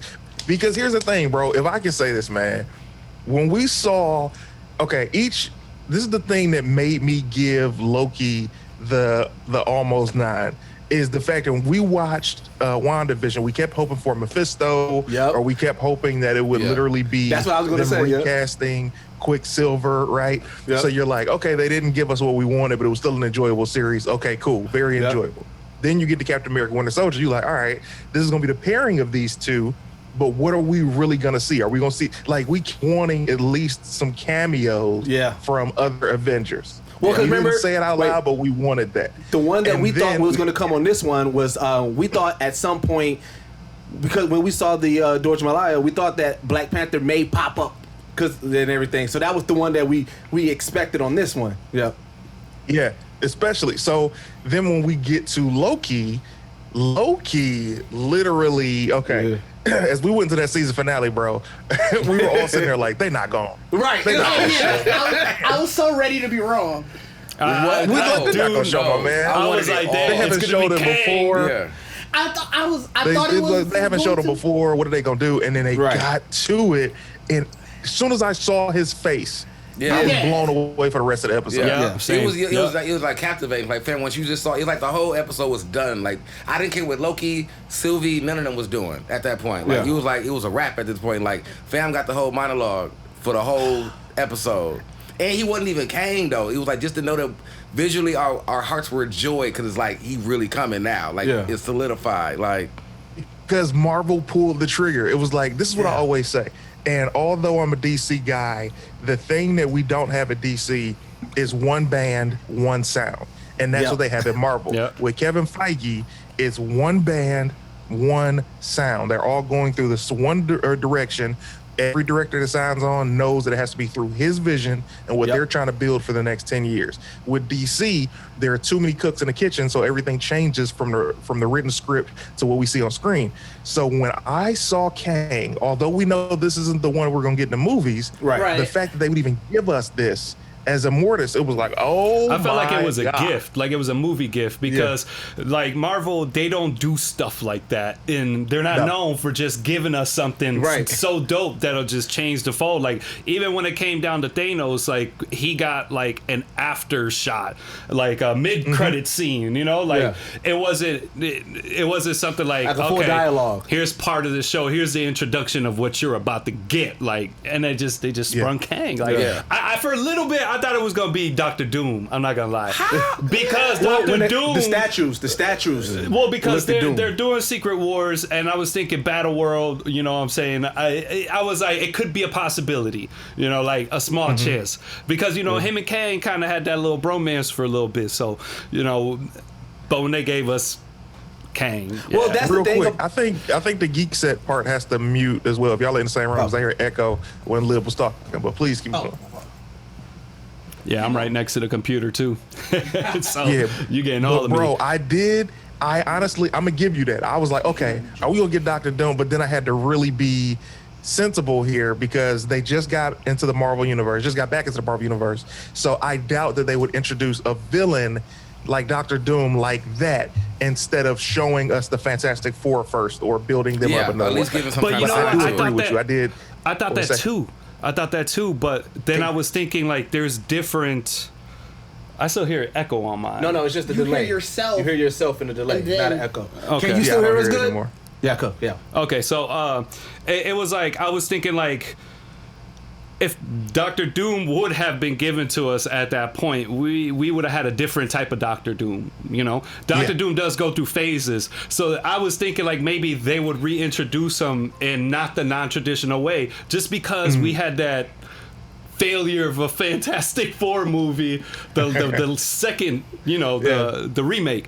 So it was kind of like that would have been an elite creative way to reintroduce to introduce Doom to us, you know.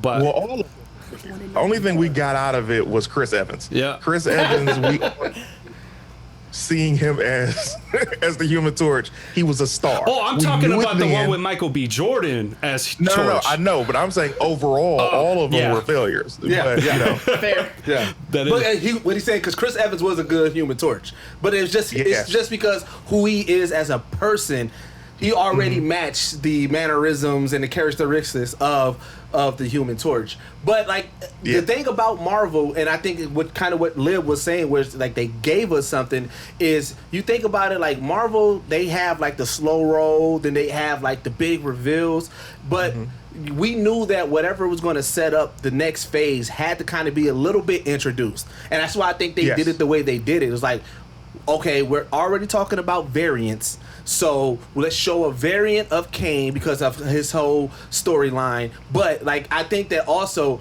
with the actor Jonathan Major, the way he was presented, like we only seen him in so much serious roles, so to see him be this kind of like, hey, what's good? Yeah, he was super like it was playful. amazing. he showed a personality. Yeah.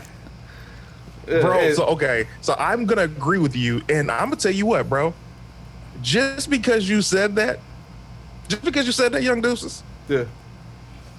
fuck it, man. I'm giving him a 10, bro. I'm giving him That's why I said 9.5.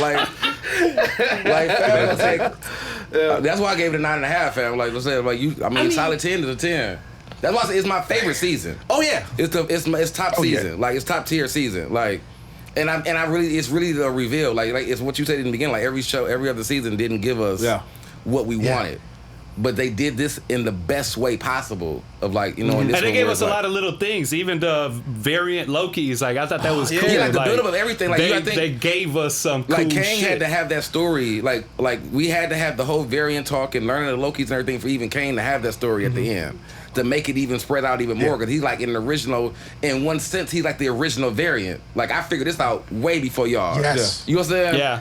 And like, you know what I'm saying? So that's what make it cold, because he really was like, he had made himself one and was just literally trying to make everybody one. And it's like, bro, if y'all killed me, it's gonna be a problem. You know what I'm saying? Like, and I feel like that was like, he explained everything. Yeah. That was the best part. It's like, because I'm not the traditional comic book guy. I got all my info from watching animated series as a kid, and then of course movies, and then learning the difference between Marvel and Sony and Fox. And when you get a chance to see Loki and cartoons growing up, they never really give you what Tom Hiddleston gives this character, right? Yeah. So when they explained through Jonathan Majors how Kang was, it was like, oh shit, you're giving us his origin story without even giving us the evil origin story, which I love. You've broken it down for anybody to understand. I thought they did like such an excellent writing right there. Like I was like blown away because I was sitting there. I was like, because I expected it to have been just Kang, purple and green Kang that I recognize from the he's gonna come out medicine and shit, and he was just gonna be like, rah, and then it was gonna end. But when they gave us just a regular, the Nathan Richards variant of him that was cool, laid back, it was like holy shit. And now I'm anticipating, purple and throwback Bucks. Throwback Bucks Kang. Even shout out to Bucks Kang. Throwback Bucks Kang. Purple and green. Like I was saying, even shout out to fam because like he had to play. Like he gave us this role. We're not gonna probably see no more of it again. But now we're gonna see him as like, whoa, bro. And then, you know what I'm saying? Like kind of what Didge talked about in our group chat. So one of the things that we talked about that was really dope. They flat out asked Jonathan Majors, is Kang showing up in this series? And that's why it's important that you ask the right questions. Because he said, no, Kang is not in this series. He didn't lie. Because it wasn't Kang. He didn't lie. So that's why the reveal was also like, wait a minute, because everybody was like, well, he said he's not going to be in it. And he laid so player, like y'all thought y'all was going to see Kang. You know what? I thought his acting was phenomenal because I've seen him, I recognize him from Lovecraft Country, and it was another movie. I saw a movie with him. Five Bloods, yeah. Wait, what? Five Bloods. Well, he was in White Boy Rick, too. Wait, Five Bloods? White Boy Rick. He was in White Boy Rick. But what is Five Bloods? Because the one I'm talking about is a sci-fi movie. Make sure we're not talking over people. What'd you say? CT? What'd you say? Yeah, we didn't hear you. We're talking about White Boy Rick. Oh, he was the first one to get sent to prison. That's when we first saw that White Boy Rick had basically turned this. Yeah. And then Five Bloods, that was the Netflix joint. Yeah, that was the Spike Lee joint. Yeah. That was on Netflix. So he's got a sci-fi movie too with what's dude's name? That was from Roseanne, the dad from Roseanne. What's his name? John Goodman. John Goodman. And they were like, if you look it up, they say it's a. I told y'all about it. It was one of my recommendations. Don't talk over each other. It's supposed to be a. Like people have been saying it's a prequel to Cloverfield. Like it's supposed to be from that universe. He was in that one. He was in that movie. I can't remember the name. I watched it. Was decent, but he still had like a regular Captive State. He just had like a regular role. I do remember So to see Captive him State. playing Kang in this way and giving him a character, knowing that he is going to play another version of Kang, and him giving us this like, I thought it was probably like one of the best performances I've ever seen, dude. Yeah, he cold. Wow. It was great. I loved them in Lovecraft Country, and So here's where Lovecraft Country is what got the look for him. Because he was the perfect leading man. He gave us every emotion. You felt it from his first appearance in the pilot episode of Lovecraft Country. Like, who's this guy with this civil rights face that's about to take me on his journey? Civil rights face. Hey, on that bus, he got that hard face, like he's just about to say something that's like he been through the struggle, and he took us there. So just like what Deuce said, man, when we see him in Loki being like this cheerful dude, it's like, wow, this is so out of character for any role that I've ever seen him take on. It showed me he had a personality, and it made me even more of a fan of his. And what Marvel does, they always have one property that has such a high stakes, right? Like WandaVision was good, and the ending left a little bit, right? Same thing with Captain America and Winter Soldier. It gave us a little bit, right? This was the one that gave us so much implication, so much things. It's going to bleed into the multiverse of madness. It's going to bleed into Spider-Verse. It's going to bleed into so much of the future. This was literally the launching point. We're in the era of Kang. Yeah, dude, this is officially crossed the next phase. Hold on, y'all talking over each other. Secret War still going on. The next phase. That's what just throwing me off, bro. So so what was the best moment of this series for y'all? I guess let's go there. Let's start with you, Bacardi. Episodes? We're not gonna bust down the episodes? You want to bust down the episodes? We don't need to bust down the episodes. We don't gotta bust down the episodes. We did that. Okay. Let's just go some moments. Expounding on the series as a whole. Yeah. Okay. So we'll start with you, Bacardi. What was some of your favorite moments in this? I mean, other than the endings, because that's pretty much top. And if any of y'all got something other than that one, we gonna have to have a discussion. Well, excluding ending. Like that's how I feel for real. I feel like honestly, the Infinity Stone discovery was like key point. Like I feel like that was like the start of like this is a different show. Yeah, like this is gonna be a totally different show. Like when they wiped this like the slate clean to me. Like Loki got up there and he's thinking he was all high and mighty. We went through that whole monologue of him trying to rush through everybody and like you see Infinity Stone that he can like I'm finna get the fuck up out of here. You know what I'm saying? Like and they're like, bro, that's just candy. Yeah, it's just paperweights. Like, you know what I'm saying? Like, and like that stand when he was like, is this like, what do you say? Like, is this like the most strongest place or whatever? Yeah. Whatever. Like that Great moment. Universe. Yeah, like that moment was like, this is gonna be a different kind of show. Yeah. You know what I'm saying? And that was mine for me that kind of like took it. Like I knew it was gonna be like the greatest season. Let's go CT? this way. Yeah, CT. Ooh, man, it's so tough because even as I'm hearing your breakdown of that, my favorite moment, excluding He Who Remains, would have to have been the presentation of classic Loki. Like, getting to see boastful Loki and President Loki was dope. But seeing the different variants of Lokis interact with each other and then them fighting, because for me, I'm looking at it as the Loki we have in this penultimate episode is a different Loki than we'd ever seen by this point. Like, he's no longer evil. You've already seen love come into his heart, which is kind of hilarious in itself because he's such a narcissist that he's fallen in love with himself, a different version. But seeing these Lokis interact with each other, all evil for the most part, or still on their first stage of their character development, and us see this new character development with a Loki who's essentially become a hero, was my greatest thing. I love to see characters change. So that was mine. I loved how embarrassed he was on that episode, just watching them all fight, and he's just like I used to be that. This was me, right? It was like you looking at a mirror, and you looking at every version of you doing the worst of you. You're like, oh my god, bro. Yeah. I live. What about you, man? There's you guys took all the good ones, man. Like, there's been two. Of course, yeah. But I mean, they were solid though. Those were extremely solid. So I would probably say anything with Mobius in it. Okay. Because he was a pretty cool character. Like at first, I saw the action figure before I saw the show, and I wasn't really sure who the action figure was. I was like, why'd they make a B-list character, into a Marvel Legend figure? But then I saw the show, and I'm like, oh, dude, this dude right here. Yeah, like, do great, I think probably my favorite one was when he got pruned, like when he was about to get pruned. Like that was probably that was kind of heartbreaking. That was the saddest moment in the season. I was like, damn, they did him like this, because he did the you Owen cared Wilson. about him at that point. And he did the Owen Wilson speech pattern. Like, you know what I would be? I would be wherever I was before this. And you're like, oh he man, he definitely gave you a wedding crasher. Like, you know what I'm saying? Like, I'm about to get my life together. Like, I was ready to go. You know what I'm saying? Like, and you know what? Like, and they showed for him, man. They showed his.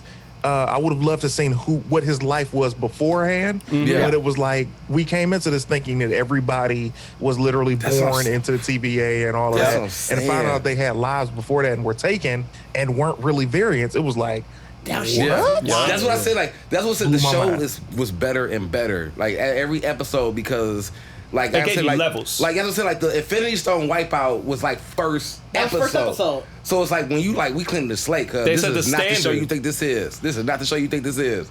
And then that's what I'm saying. You start going and thinking it's like. Cause remember we was talking on the podcast. We was like, are all these guys up here like all powerful there? Yeah, like, we had some wild like the way they handle Infinity Stones and just move around. Like, are they like gods? Like, you know what I'm saying? Like that's how you first look at it because it's like if they looking at jobs. If they looking at Loki, so deuces, we didn't get yours. Oh, did we? Well, mine didn't finish the round. Mine's for me would be how they handled that whole theory of if you go to a place in time right when it's about to destruct, you can do whatever you want because the implications won't matter. I've never thought about that aspect or heard that aspect in time travel. And I said, that's crazy. If you can move through time and then you're like, okay, I'm just going to go to this place and do whatever I want to for a week because it's going to destroy on the 8th day, so I can knock this out. Like that's genius to me, and that's changing because for the longest we lived off of the same time travel rules. We lived off of the butterfly effect or what happened in Back to the Future. That was the rules of time travel up until Marvel questioned it and changed it, and now it's like, wait a minute, this whole time travel shit is different. And I thought that was amazing because that's something that is going to have a huge impact, even just in general. Now you have, we can either go by butterfly effect rules, we can go by the Loki rules, we can go by, it's like now it's different rules, and that is huge. In time travel, I like the Loki rules better. The Loki rules, that they expanded so much. Yeah. You know what I'm saying? All right, Didge, break us on with that. Mine is episode 3, just in general. That was when Loki and Sylvie were on Lamentis. And that's when you got so much character growth for both of them. Like, Sylvie was trying so hard to sort of understand who Loki was and not try to give anything, but it was sort of, she was kind of drawn into giving more of who she was as a character.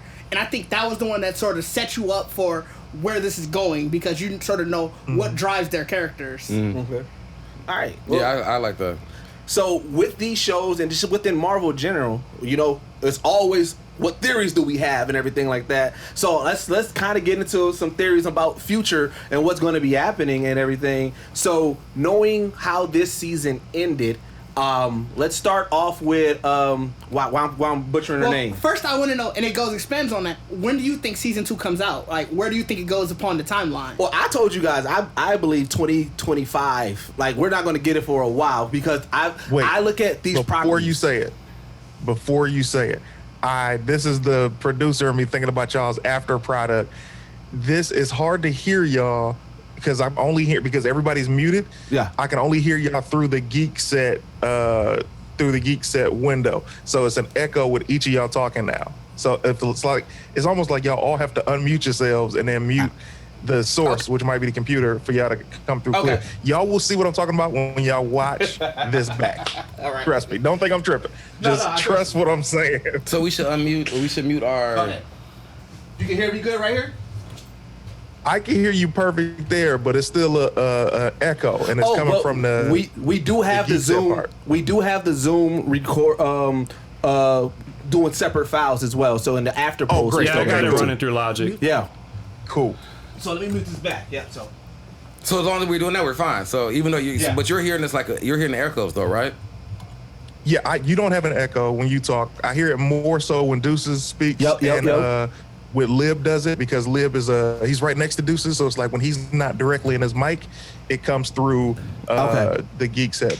You sure it's not really just the fact that y'all both picking up your mics? It's picking up each mic. It's picking up each mic. So why y'all using both of y'all ears then? Like, why don't y'all just one? No, it's picking up. The mics, so because they're the so close, it's picking up like on Deuce's mic. Yeah, that makes sense.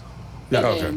Because even I hear Didge greatly, I hear Ron, I hear, but it's only with Lib and Deuces. So but it's because y'all are so close. I'm doing every time y'all talk, I'm doing that to make sure that I can hear outside the echo. But please start that question again because I do not want to butcher that. No problem. So I just wanted to know, when do you think season 2 comes? Like on the timeline.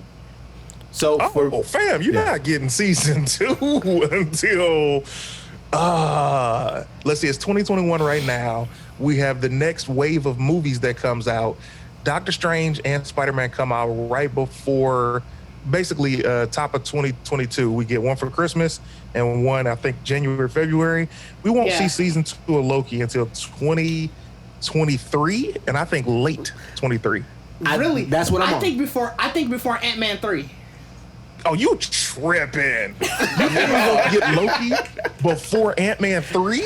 Ant-Man 3 comes out in like March. No, Ant-Man 3 comes out 2023.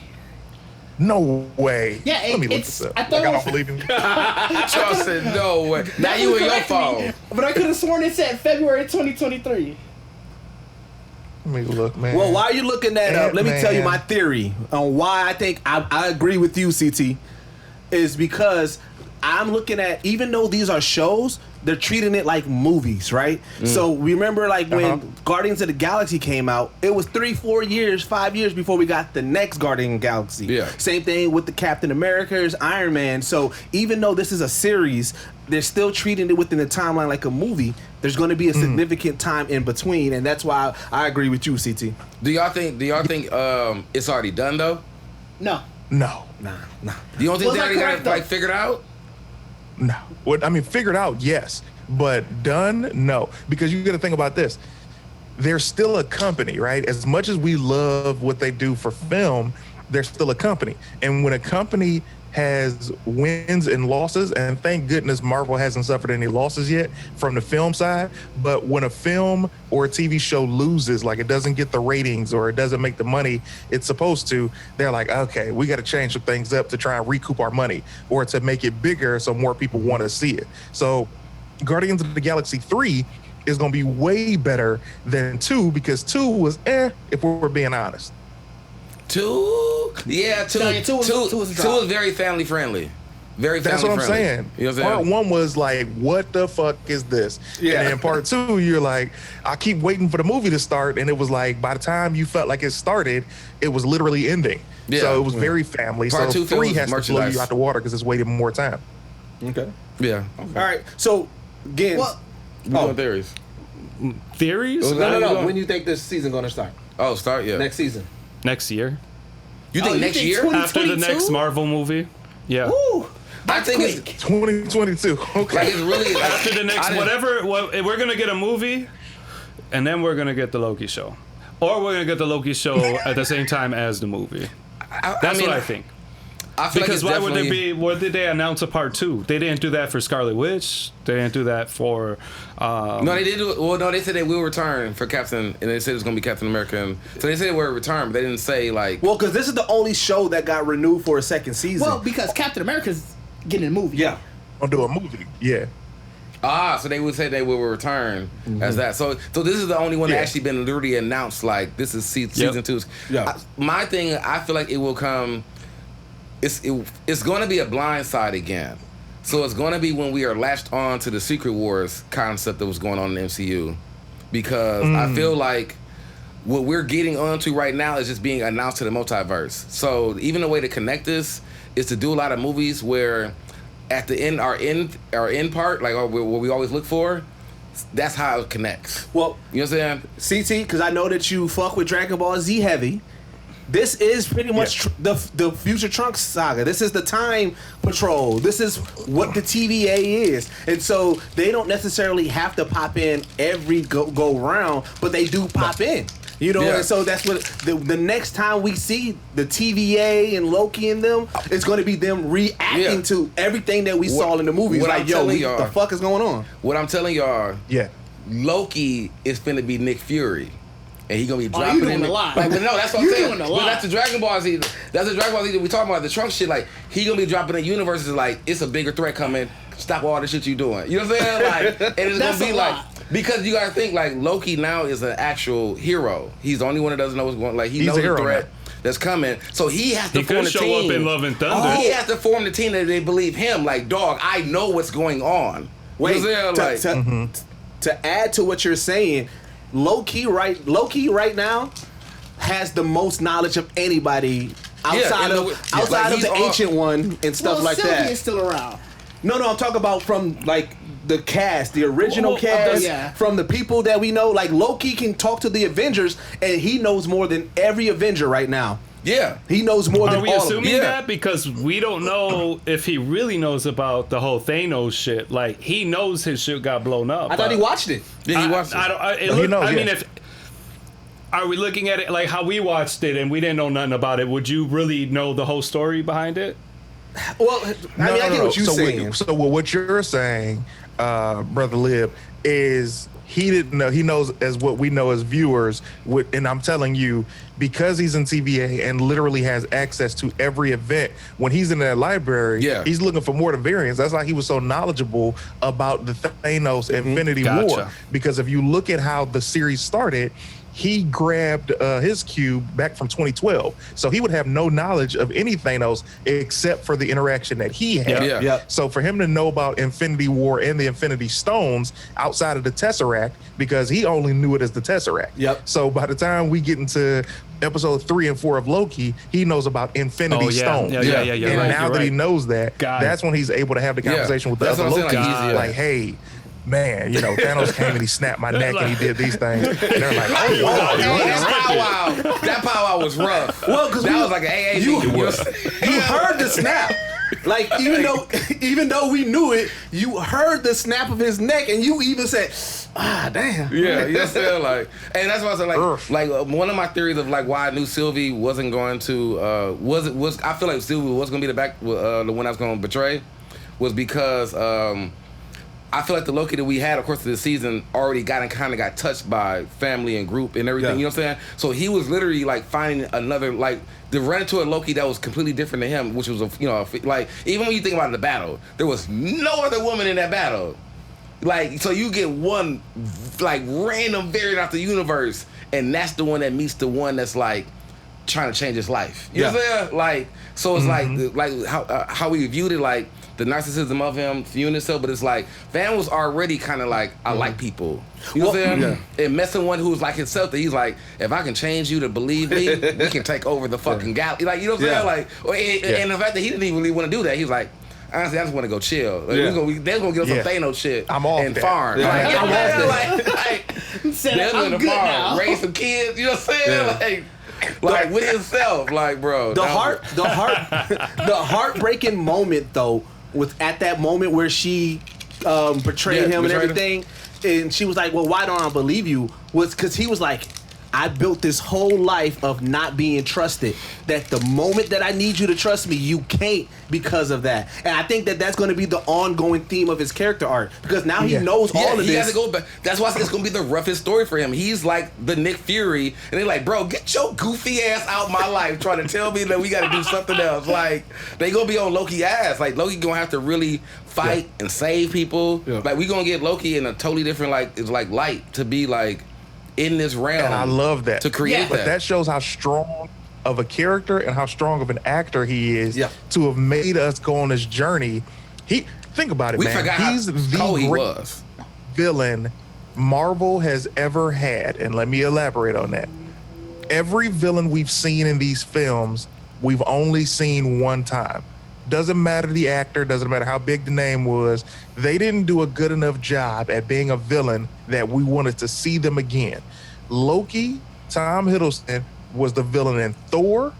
He then was the villain in Avengers. We saw him again in the next Thor, and then we saw him again in Avengers. You're right. Like, this is how, and then he gets his own show spinoff. Yeah. That he gets a chance to change from the villain to the hero, and now ongoing. Like you don't want to see that from Whiplash, from Iron Man 2, or Extremis from Iron Man 3, which should never be talked about because it was horrible, but go ahead. It's like WWE. Said, Loki was such a great villain at the point, even before the show, when he died in Infinity War, niggas was legit like, Loki, no! Because you just jumped the fence. Like, you was hanging on the spiky part of the fence, like one leg above side. You just like, fuck, I'm falling over now. And then right when you fall over and land on the ground, you look up, nigga neck broke. Because I just got here. Because he made the hero turn there. And we were like, oh, wow. He's finally, him and his brother are finally tight. He's about to fight for good. Then he dies. There was so much more meat on the bone with that character.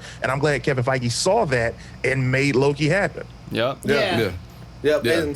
And that's one of the reasons why, they always have that quote that says, live long enough as the hero to see yourself be a villain. They really reversed it. Live long enough as a villain and to see yourself as a hero. And I was like, that's a crazy thing, because it's the other quote that everybody always hold on to. Like, oh, I'm this good person so long that I'm gonna be. So that's just so funny though. So kids gonna be like, I want to be Loki now.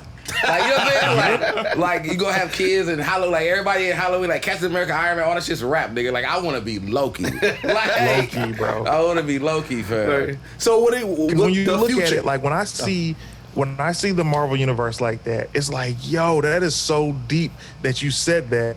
You've been a villain so long, now you see yourself be the hero.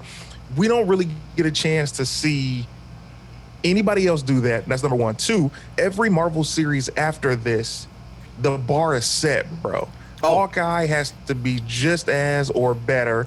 Armored Adventures with Don Cheadle has to be that much or better, because if they're not, they're gonna all fail. I think they're setting up a Young Avengers. They some Young Avengers. Sure. Of course, they sprinkled everybody. Because that Hawkeye is going to be probably most likely his daughter. Yep. Because they slowly. I think they already casted, I think. Yeah, I think it is going to be her. Yeah. Yeah. Well, that's the thing. They slowly introduced us to all the characters. And that's another thing that Marvel, again, that one band, one sound. The fact that they can just sprinkle little stuff, because right now what they're both doing, they're setting up Young Avengers, and they're also setting up the Thunderbolts at the simultaneously. Yeah, at the same time. Yeah. Simultaneously, because that's what what's her? Why can't I think of her name? Oh, you know, you're talking about Elaine. Her character. I don't know her. What's her character name? Countess Allegra, whatever. Yeah, she showed up at the end of Falcon and Winter Soldier, and she showed up at the end of Black Widow. I can't think of her name. I know what you're talking about. Allegra de Fontaine. Or yeah, something but like she is. She is secretly setting up the Thunderbolts, and then we're also setting up the Young Avengers. Plus, we're setting up Secret Invasion. Like, Marvel is the best at, like, all right, we're just gonna set up all these and then kind of just slow roll them. That's what makes it so cold, because I feel like as a director or a movie or some like, you gotta kind of be like, your story gotta be like, well, where do you want me to? Where does my story place in the universe? Yeah. Where that end credit scene, what does it connect to? Yeah. Like, you know what I'm saying? Like, what does it connect to? Like Guardians of the Galaxy is still supposed to be dealing with Black Adam, not Black Adam. I was talking, Adam Warlock. You know what I'm saying? Warlock. Like, we still ain't got that yet, bro. Like, and they teased him in 2. Like, They teased him? They teased him in 2. Oh, yeah, 2. Yeah, they teased him in 2. That's what I'm saying. Like, so it's like, there's so many, like, so it's like, just as much as like actors want to be part of the universe, as a director, it's like, cuz, what storyline am I in? You know what I'm saying? Like, what, like, whether you make a Fantastic Four movie or you do whatever, it's like, what storyline I'm gonna be in, though. Right. You know what I'm saying? Like, that's what's so cool about it. Like, you know what's funny about the MCU is it also changed a lot for movies in general. Because I don't know if it happened to y'all, but there's been movies that I'm like, well, let me sit back and watch these credits real quick, just in case. Oh, yes. And it's like, not even movies that are in the Marvel universe. It's just like, just in general. Just in general. I'm watching. You would think everybody be on that now. You know you're going to have a sequel in the works. See what they talking about. Who's gonna be the next person? Did they? No, they didn't have one in They Space didn't? Jam, Okay, but I did too. I was like, let me see what they talk about in this WB universe. Wait, quick question. I do have a random question. If you was to run into a variant of you, is it Highlander rules or like what? I guess how are we handling it? Let's start with Lib. Let's start. If you ran into a variant of you, how are you reacting? It all depends how he is, dog. I'm about to say the same thing. I need to feel him out. You know, I'm like, you gonna be cool. You gonna be, you know, I'm gonna have to kill you because. Yeah, it all depends. All right. So okay, with CT, what about you? Here's the thing, man. Running into a variant of yourself, I feel like, okay, so here was the thing. When Loki ran into Sylvie, it was a thing where it was respect off top, but they disrespect, you know, little quips and shit. Yeah. But then when he got into, when he ran into Boastful Loki, what was it, Gator Loki? What was his name? Yeah, Gator Loki. Gator Loki. Bro, I want Gator them Crocs Loki. so bad. Like, I want the Loki Crocs so bad. Like, that's the only Crocs I ever wear. So all of those Lokis, and they were helping him immediately because he was a Loki. So it's like, it's the difference also. So for me, I doubt any version of me, evil or good, hate me. You know, like another version of me. So I feel like if I met another version of me, I would need to learn his strengths as well as his weaknesses, like just to become better. You know what I mean? Like if it's a situation where I'm like, hey man, did you ever figure out our problem with X, Y, and Z? And he's like, oh yeah, blah, blah, blah, blah. It's like, okay, now my mind is blown. Let me tell you your solutions, and now we're stronger. I wouldn't immediately go for the Highlander because that wouldn't guarantee me the knowledge like a Highlander would. Right, you're right. I like that. Like for me, that would kind of be the same thing. Like I feel like a variant of myself. You either gonna be two ways. You either gonna be really fucking like salty that you see a nigga that look like yourself, you know what I'm saying? Or you gonna be like, dog, this is the dopest shit I ever seen in my life. You know what I'm saying? So I feel like it all gonna depend on the day though. It's all just gonna depend on the day. Like you either gonna be mad, like you either, you know what I'm saying? Like, but I feel like I agree with CT. Like I definitely not trying to kill nobody, but I feel like if you were in the scenario where like your other self came to you on some like, you gotta get the fuck out of here. That's what I'm saying. That's what I'm saying. Bro, it all depends. Like, are we gonna coexist or do I have to kill you? My other self could be a sneaky motherfucker trying to tell me I gotta get out of danger and take me to a dark alley and kill me. You know what I'm saying? Like I can't like put it all together yet. Like, I couldn't be able to fuck. Like, bro, if I saw my other self, you need me. I need like a week or two to realize and talk to other niggas like, bro, y'all ever saw yourself? Like, I have to really like process this shit. People gonna think you crazy if you start coming up to random people like, that's hey, how man. I know.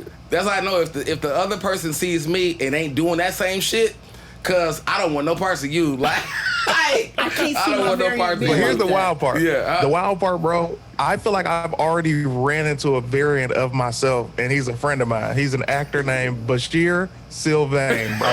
We gotta find him. Now we gotta find him. We need to side by sides. Like me. I literally posted. I texted him the other day because he's on this show called Black Summer on Netflix, right? Oh, hey, real talk. I could give you a Marshawn Lynch a little bit like variant as well. I've gotten that too. Yeah, I can get the Marshawn. Like you know, I can give you the Marshall Lynch variant.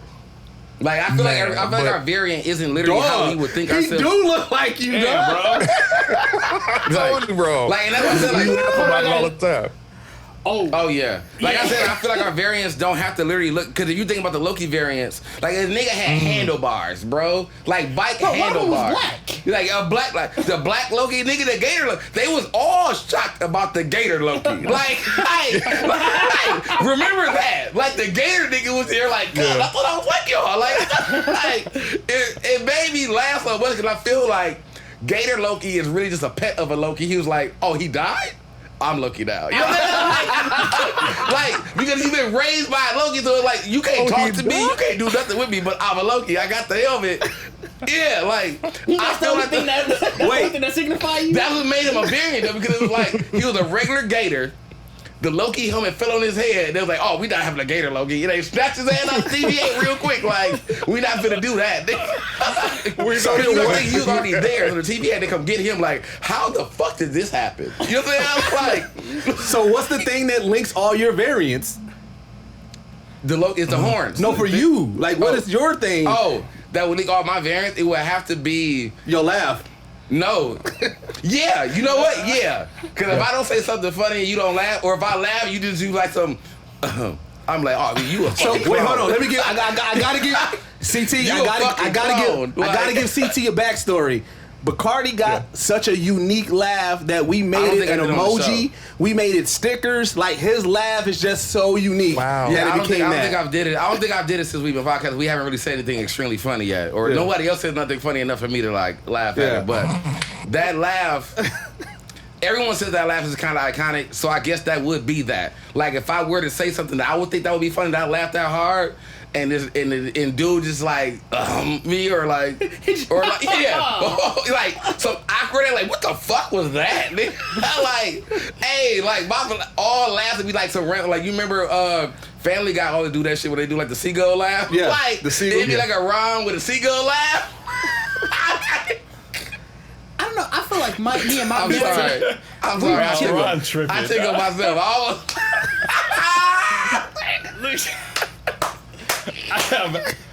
Y'all lost me like 2 minutes ago. That was a funny laugh. See, I told you it's the laugh. He made himself laugh. Hey, Like, I'm sorry. Seagull laugh riding fucking funny as a bitch, bro. Like the Family Guy seagull laugh, like the dog. Yo, his laugh. I told you. Bro, that laugh is like you got like a 2 second delay.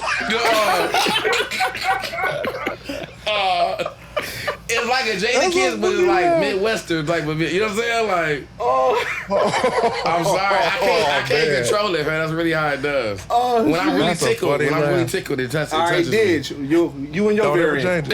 I think me and my variant to be chilling.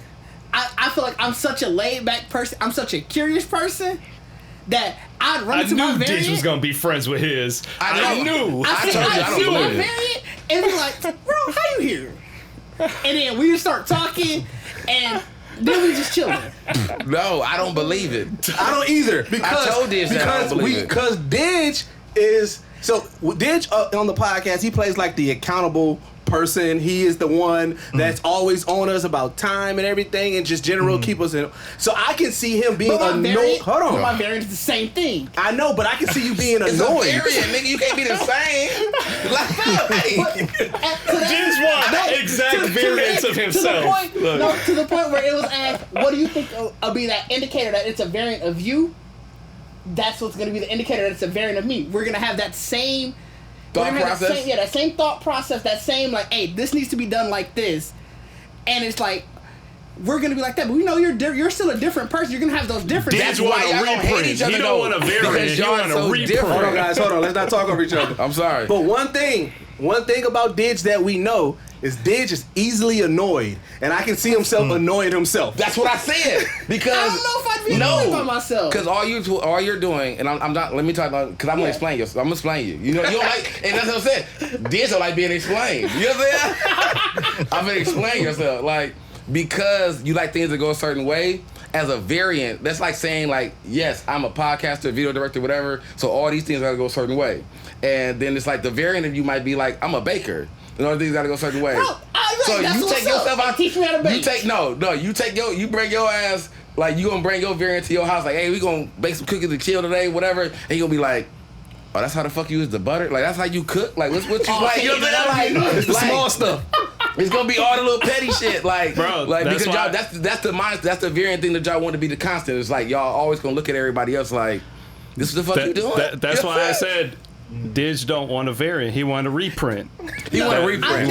I just think that that's me why and I my said they always variant gonna fight about being copies. Like they always gonna fight about being superior. Like who's like the real one, who's not? Yeah, like the invisible twins. Like that's gonna be like they gonna look at each other like, well, I do film and all this shit. He like, well, I'm a world famous baker, nigga. Like, hey, you know what I'm saying? Like, and they gonna both look at each other and judge how they work in their regular lives. Like, nah, you were definitely a fucking clown. You know what I'm saying? Like, that's funny, bro. My older sister always said, like, when I started doing comedy, there's a comedian who was like, hey, man, your brother's very funny, but he's also very arrogant, right? And my sister was like, that's just how my brother is. It has nothing to do with comedy. He would be this way when he worked at McDonald's. And I was like, yeah, that's a good point.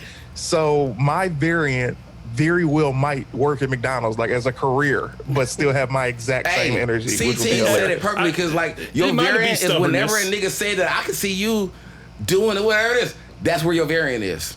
Like wherever someone says like I can see you doing this or whatever, like you can do this shit anywhere, do whatever. Like that's if mentally putting like if someone can tell you that they can see you doing something else, your variant, your variant yourself can do something else. Like. Facts. That's why that makes sense. Like to be like, oh, this nigga could have worked at McDonald's and still been how he is and flourished at McDonald's, nigga. Like you know what I'm saying? Like flourish, nigga. Fries to manager same day. You know what I'm saying? Like, I think the one thing that'll throw me off with variants is like how we saw the different like physical version of you, and I'm like, how you an Asian dude to me? Like, how you an Asian dude? Like, and that's what's so funny though. That's why I said I feel like it's those people like you wouldn't even know it's a Didge until you talk to this nigga like, you Asian. Why do I feel comfortable by you? Well, like, that's why I asked what would be the identifier of a variant of you? Because yours is the lab. What would be Didge's? It's got to be that mindset. Mindset. It got to be the mindset. It would be two of them looking at something like, that's fucking stupid. You know what I'm saying? What would be your identifier, Liv? Stubbornness. Being stubborn. Both of them motherfuckers don't want to do shit. Hey, battling over, and they both. Hey, Liv actually would have two engineers, and they both battled over. They said, like, right. Audio Liv is my quality is way better than your audio quality. We gotta make sure we give our guest backstory. Liv is our audio engineer, so he makes sure that audio and everything is on, and he is. You gotta listen to Liv. Hey, before we set up this show, I was giving secrets. Before we set up this show, the argument they had about he didn't trust nobody in this building to make sure this audio wasn't right. I was in another room like, Liv, just give us a break, bro. He's like, no, nigga. Hey, man, I've been engineering for years. A variant Liv would be like, do whatever y'all go do, bro. You know what I'm saying? Like, that's a variant Liv. Because Liv wouldn't even let us do whatever we wanted to do. Liv was standing on it like, no, I need this answer before we do this. That's what I'm saying. Like, your variant be the same attitude, so y'all be in this bitch never get shit done. Bro, podcasts will be that'd be the thing. Like saying the variants, I think a variant also exists with your friendships, like in real time, right? Yeah. Because you have your friends and you like, man, this motherfucker is just like me, or we have all these similar interests. Like a friend of mine, BT Kingsley. Yeah. He is my exact duplicate, but where we're different, we're dramatically different. Yeah. So Like my in a variant. situation where, like I said, I'm a DC guy, He's a a Marvel guy, Yeah. Yep. right? If I'm a dude that this is, you go with my ass for saying this, but this is the first example I'm thinking of. I'm not a bird bath guy, right? I'm like, when you out for the day and you're like, all right, I gotta go here, run these errands, then I gotta go there, and then tonight we gotta end up at this spot. He's the type that will come in to his crib and bird bath. Like, all right, let me hit the hot spots and get out of here. And then I fuck with that nigga. I might take a real shower later tonight. Yeah. Me, if I get a chance to come home between my errands, I have to take a shower each time. So like those are the small differences that it's like, all right, he go left, I go right. So your friends are your very. Are you so CT? Are you late to a lot of functions because of that? No, I know. I can answer this for you. I'm always right on time, but I'm really early. I literally told them that as we were setting this up, and I'm looking at the time. We opened the Zoom up probably like 15 minutes behind, and I said, "Wait." I was like, "CT's not going to be late, but he's not going to be early. He's going to hit right when 12 hit. He's going to be here." Right. CT looking at his laptop like, all right, you know what I'm saying? Twiddling his fingers, you know what I'm saying?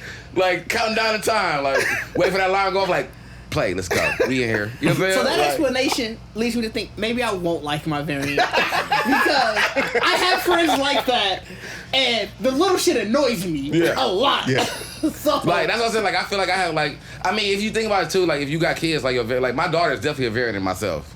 Like when you talk, when you talk to her, like when I talk to my daughter, we go My back and daughter, forth. too. You know what I'm saying? Like you can see the variance. Like so, I was like the range that you really were to think real deep into it.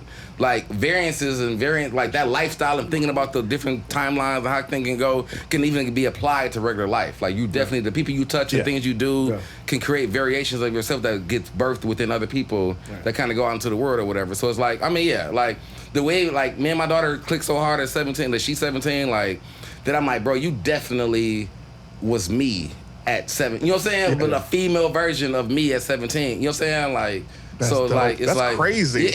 But it's crazy when because you gotta just listen though, because it's like when we become parents, you just kind of like wipe that shit. Like, hey, just listen what I gotta say, whatever. But if you really hear their stories and what they're going through and talking about, whatever, it's like you like, bro, it wasn't the same thing. But I know that emotion, I know that feeling, I get, you know what I'm saying? Like, so it's like you can definitely see it, and it's like that's what it is. Like variations is like different lifestyle, different timelines, and where you go. So it's like, like the Loki. That's what made the Loki That's shit so was weird really. that you say that. It's like hearing you say that about your daughter, man. It makes me think of when I was in high school. I'm that 17-year-old, or go back to the beginning of high school, and I would tell my mom, I'm like, I feel like a couple kids don't like me. And before I could finish the statement, you ain't there to make friends. You there to get an education. I'm like, oh my God, you're my not dad listening. used to say that. Oh my I God. don't care about this education right now. I'm trying to make sure that I ain't getting my ass whooped when I leave this school. Dog, that is what my dad used to tell me all the time. Yeah. Like, bro, you ain't there to make friends. Like, bro, yes, I am. Like, why am I not though? I see these people every day. Like, I see them every day. I gotta be distant with them. Like, they sit next to me at the lunch table. I gotta be like, dawg, bro, get off me. And that's what they don't realize. It's like your parents don't see the day-to-day. They don't see the lunch table. They don't see a kid hit the perfect joke on you, and the class laugh incredibly, and you like, I gotta find a way to rebound this. And your parents should have the ammunition. You tell them, and they don't hear it. The parents should be like, hey, like you should be able to come back home like, hey, Dad, I got fucking ribbed hard. Like what they tell you. Like if I laugh, like, hey, they got you. They got you. Like, that's the worst part. My dad would But do I should that. be like, hey, let's sit down. Let's powwow out. Let's get a rebuttal together. You know what I'm saying? Like, you gotta be surviving out here. Like you know what I'm saying? You gotta survive out here. Like as a variant, I've been there. Oh, they got you because they did some shit to me. Like you know what I'm saying? Like, you know what I'm saying? Like,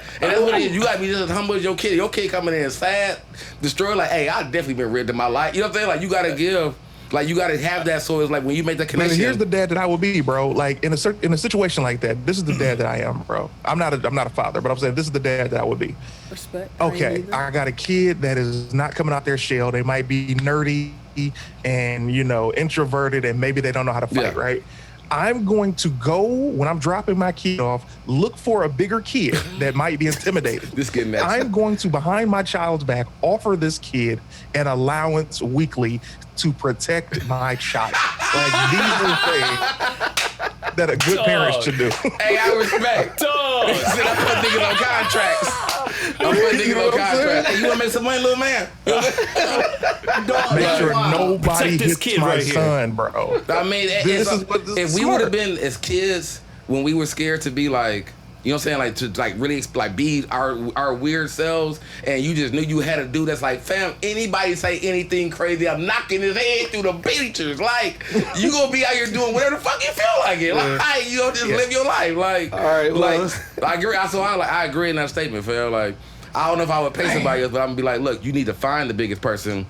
Figure out what y'all got in common. Like, I guarantee that big dude like anime or something. You know what I'm saying? Like, find something that he don't know nothing about, that he don't want to tell nobody about. That's why he's bullying everybody, because he can't speak how he want to speak. You know what I'm saying?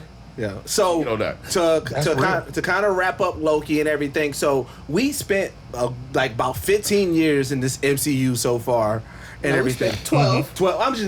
I'm exaggerating. All right, I'm exaggerating. Yeah. So there could be a little bit of fatigue with these movies. However, I just want to get now with Loki and how excited are you guys? 1 through 10 for the next phases. Are you? Before we do this, can someone give me the? And I was trying to find it, and I probably didn't put a lot of effort into it. I'm gonna be honest. But what is the timeline of movies that's really, like, 'cause Loki? There's no other season after Loki, right? There's no. Well, there's Hawkeye. Hawkeye's coming next month. Before the next movie? Like before? Yes, that's coming out next month. What If is coming out next month? You're right. Yeah, What If comes out next month, and then Hawkeye comes out maybe October. I think so. Yeah, but before Doctor Strange, I think. Yeah. Because I mean, before Spider-Man. I like Eternals comes out this year, right? No, Eternals is the next movie. Is Eternals the next? That's November. Eternals is November. Yep. Then it's Spider-Man. Then it's Doctor Strange. And then I think it's the Marvels. Jesus Christ, that's a lot of random movies. But that's why I said, like, the Loki thing is gonna be like, I don't think we even gonna get shit about the multiverse like into that heavy, because I think like Doctor Strange is the one. Spider-Man. That's Spider-Man right now. Yeah. Is that Spider-Man is supposed to be dealing with multiverse? Dealing with the multiverse, because their whole idea is that what is his name? Andrew Garfield and Toby. That's in credit scene. I don't think so, because also didn't they confirm Jamie Foxx and Doc Ock? They confirmed them, but they haven't. End credit scene, fam. What they just did with Loki, like what they just did with Loki, where this nigga woke up and was like, "What the fuck?" Like, I can literally see that. That's a lot, though. That's a lot to put in one end credit screen. You gonna put all that talent? They all got arrested. So if you see the raft at the end, and it's just. Oh, they just we gotta we as a people, we gotta realize that we gotta stop taking everybody just want to be part of this shit.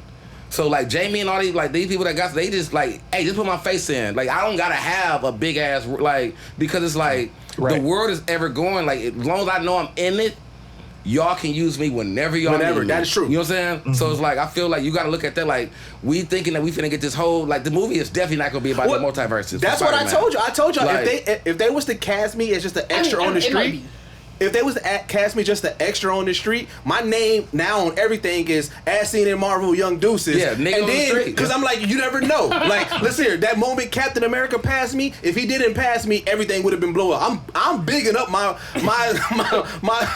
background casting role. So if I didn't get that nigga Shang-Chi is the next movie. Shang-Chi. Yeah, Shang-Chi. What Deuces said a little earlier, I don't think we have fatigue anymore, and I'm gonna tell you why. We don't have fatigue from the movies because we haven't seen a movie before Black Widow. We hadn't seen a Marvel movie since Spider-Man, which was right after Endgame, right? Yeah. So that gave us literally a year and a half of no Marvel movies. I mean, wait, was it Spider-Man and then? Yeah, you're right. So Spider-Man. Yeah. So all we've gotten are the TV shows. So that fatigue was our break. Like, we had a break after Endgame, and then we're like, all right, cool. We need some more Marvel stuff, and that's when we got all 3 of these series. Then we got Black Widow, and it's like, all right, I'm ready for the next leg because I haven't had my characters in a while. Yeah, I agree. I agree with All that. right, so then since you gave that, where are you at 1 through 10 about the upcoming stuff from MCU? Oh man, here's the thing, bro. I'm at an 11 because one thing Marvel hasn't done is made me regret my decision, right? So you've watched other franchises and you'd be like, this isn't good, right? Like when we all saw the Mortal Kombat movie, it was enjoyable, it was entertaining, but for me, it didn't give me what I really wanted to see, which was Johnny Cage. For me, I'm such a Johnny Cage fan. If you just give me Johnny Cage, I'm riding with you forever. But you gave me just a cool movie, and then you're like, yeah, we got to go get Johnny Cage for part 2. And it's like, fam, you just teased me for 2 hours. So Marvel hasn't pissed me off. So they've been doing the right thing. They've been going about it perfectly. So I'm excited because the things that I'm learning with each film and each TV show is like, oh, wow, that's cool. I wish my main chick, DC Comics, would incorporate one band, one sound. Yeah, okay. All right. Let's go, Bacardi. Me? I agree with the saying. Like, I'm definitely top. Like, it's over 10. But I feel like even for someone like I've always been a fan of Marvel, but I've never been a comic book reader. You know what I'm saying? So these storylines, a lot of these things like that, I've read comics on some of my favorites, but you know what I'm saying? But like hearing about Kang, like I never knew about Kang. Like I knew about Kang in a certain sense, but never really knew his effect of what he did on everything. Like I never read those far into a lot of the comics. Wait, Bacardi, you gonna love me for this. This is how I learned about Kang, and this is why I love Kang. I want you to go to Disney Plus and watch Avengers Earth's Mightiest Heroes. Yep. It's the greatest storyline to ever have it's probably the greatest animated series of Marvel since Spider-Man and X-Men. Wow. It's called Avengers Earth's Mightiest Heroes. Really good. Don't watch I haven't seen it. Really Avengers good. Assemble. It's cool. I heard about Avengers Earth's Assemble, Mightiest yeah. Heroes. Earth Mightiest Heroes. Is it a movie The or a series? storyline, bro. No. It's a TV show. Okay. It's a series. It's a cartoon series. And let me tell you the theme behind it, without giving any spoilers. Every criminal that the Avengers have put into the raft, so to speak, like this big cube prison, has been destroyed, and all of these villains have been freed. So now each episode is about getting each of them back into the prison. So it gives you a purpose. Yeah. And it's brilliant. The only reason they ended the show was because they did the first Avengers movie, and they were like, all right, well, we got to do something that has the Avengers from the movie in the cartoon. Yeah. So trust me. Yeah. But I'm keep gonna going. check that out too. Yeah, I I haven't definitely have seen to it. watch that one then. All right, so Ditch, what about you? Yeah, I'm gonna agree. Over 10. Over 10. I was excited from WandaVision because going in, I didn't think that series was gonna be great. So how good it was, I was like, shit, I'm ready for more of this. Yeah. And then Falcon and Winter Soldier, I was excited for that because I was excited to see Falcon become Captain America. Okay. Yeah. And then Loki with Kang, with Jonathan Majors, his performance, I'm like, bro, I need this now. Yeah. Like, So I'm with y'all with that too, because not that I didn't think it was going to be good, I really had no interest for the shows. Like I saw the trailers, I'm like, whatever. And then WandaVision captured me. Captain America Winter Soldier, loved it. And then Loki, loved it as well. I was like, okay, you know what?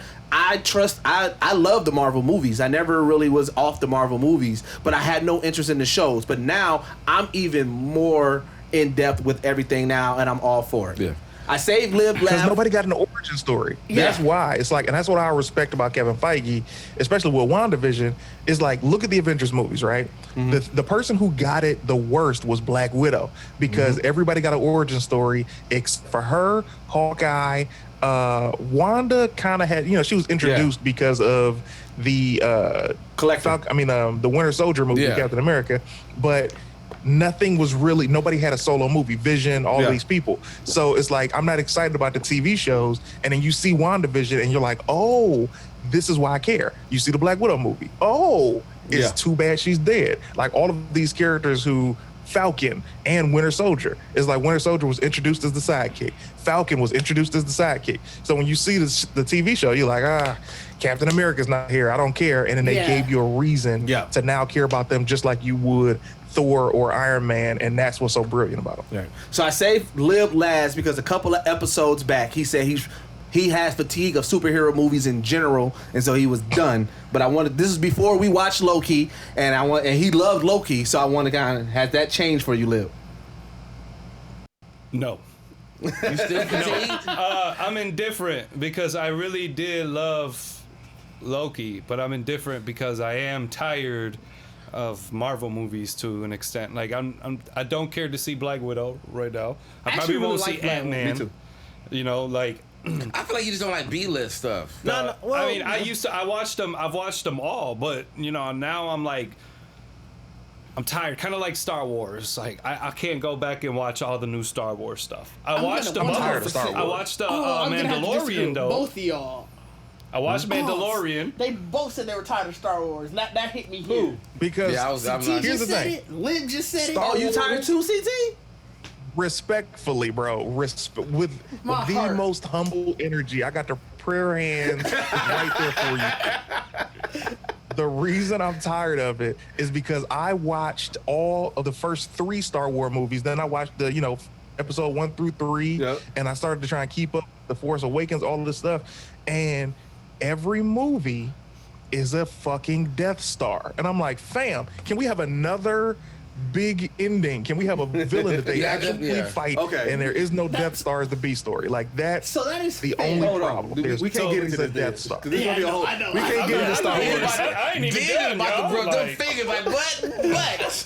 Didge is about to go in. So Didge is the Star Wars guy. Didge is the Star Wars guy, so he got a lot to say. We got to save that for another podcast. No, but what you said. I'm sorry. Keep going. What you said made sense though. I mean, that's exactly how I feel about Marvel. And I've exhausted myself because I've been reading comic books since I was young. And it's like, I want to see something new that's dope. I really enjoyed stuff like The Old Guard. I loved The Boys, even though that's superheroes, but that's different. Like, and y'all know, I still read books, but my books are all like... Lib is kind of tired of the shininess of comics. He wants to see like, more of the grittier, like the more local. You know what I'm saying? No, I'm just tired of watching shit where things get saved. Give me something different. Yeah, that's why I like The Boys so much. Yeah, because. That's like Walking Dead. Like once Walking Dead became mainstream, Lib was like, "I'm off this shit." I know. Lib introduced me to The Walking Dead. Yeah, and he was geeked about it. He was advocate of Walking Dead, but when everybody got liking it, he was like, "Walking Dead trash." No, I stopped reading at issue 120 exactly. That's when I stopped reading it, and I stopped the show like after the Negan stuff because it started. I don't know, but it went too long, bro. Negan was there for like 2 seasons. It's like, fam, you're really giving me like. And I'm sorry, you're just saying so many perfect points that I'm agreeing with, and that trigger me.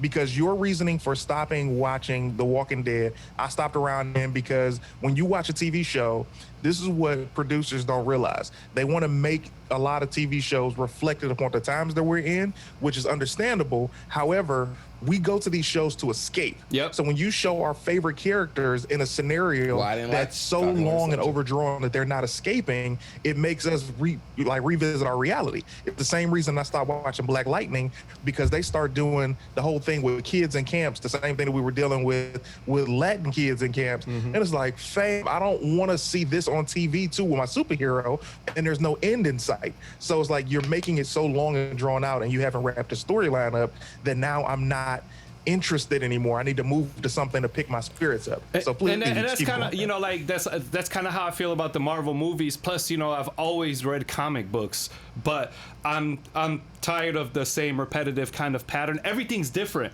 but I'm indifferent because Loki was so great, and it seemed like they hit a switch of giving us something different by just giving us Kang at that moment. Everything Marvel has always been so particular and secretive. They'll give you a small little hint, but never really bring it in to make it part of what's happening. So when they did that with Loki, that kind of re-sparked my interest. But I just don't want to fall into another 10 years of wanting to. You are though. I don't want to fall in another 10-year pit of movies without resolution. Okay. You really want to be done with Thanos? Give us let it cross Ant-Man, Doctor Strange as Spider-Man with Kang. You know, and then jump into the Doom era, and then do something different, because Thanos dragged on for so long that now my fatigue is that I'm dreading having to be stuck in that again. Like, oh, I see what you're saying, because you got to think Thanos was popping up at the end credits of movies. Yeah. Like, we was like, bro, when the fuck is Infinity War coming out? When is he even gonna get up? Yeah, he sat in the same throne for at least 7 years. That's how you will power. So I said, when is he in gonna the same get throne up? for 7 years. So I mean, I agree with that. I agree. Like, I think now we should spin out the villain, and the saga should just go a little bit faster, get this shit out the way. You know what I'm saying? And you can really use the TV show to kind of blend that. But Loki sparked my interest because, like CT was saying about how they've never kept a villain. Loki created something new by giving him a character change. Just like I refer to it as WWE. You want to make longevity in a character, make him from a heel into a baby face. Yeah. So by doing that with Loki, that opened up something different that could possibly happen with other things. So we can get different tiers of characters. Thanos has never been a good guy, but when they started writing him more in the comic books and giving him his own solo series, they gave him like a reasoning for the things that he does, where it made to be like, I'm fucking with Thanos. We need to snap. Like, you know, so doing that with Loki could possibly do stuff like that with other characters, and that's why why I'm indifferent, because now I'm kind of looking forward to that instead of the same frame. Winners, good guys, bad guys, losers. Right. Bad guys lose, character change, good guys turn bad, kind of like what they tried to do in Civil War, but they didn't execute it to how they did Loki, from making them bad to good. So is Loki, my last question, I'm gonna let everybody just talk and I'll be done. Would Loki be our first what if? Like, is it in comic book realm? Nope. Was Loki actually really good? No. And Loki's never been in comic books. Loki's never been a good guy. He's never been a bad guy. Like, he did bad stuff. Like, he did, but then he'd do like good stuff, but then be a piece of shit again. Like, he just kept switching back and forth. So we really just getting, like, even though we're like enjoying this Loki, all they needed to really do is give him a moment where he fucking hates everybody again. And goes right back to bad Loki. Well, he never hate nobody. He's just a god of mischief. They explained him in the show. He just does whatever benefits him. That's what he does. But I feel like that's what changed though. Like, once he got more around people, and like when he was with Sylvie, like he became more like, I care about people. Like, I cared about, you know. As soon as he saw himself, like, that's the thing. As soon as he got a chance to be outside of himself, see, oh wow, this is how people really see me. This is how I've been treating people. Not they're treating me like this.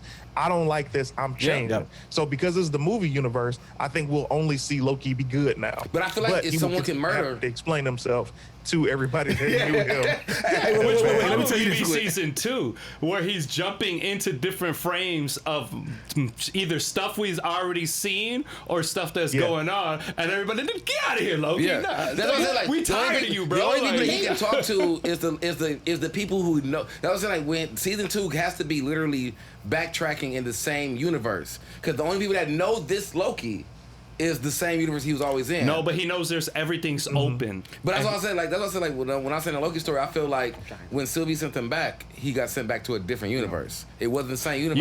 You know where it's perfect to bring him back?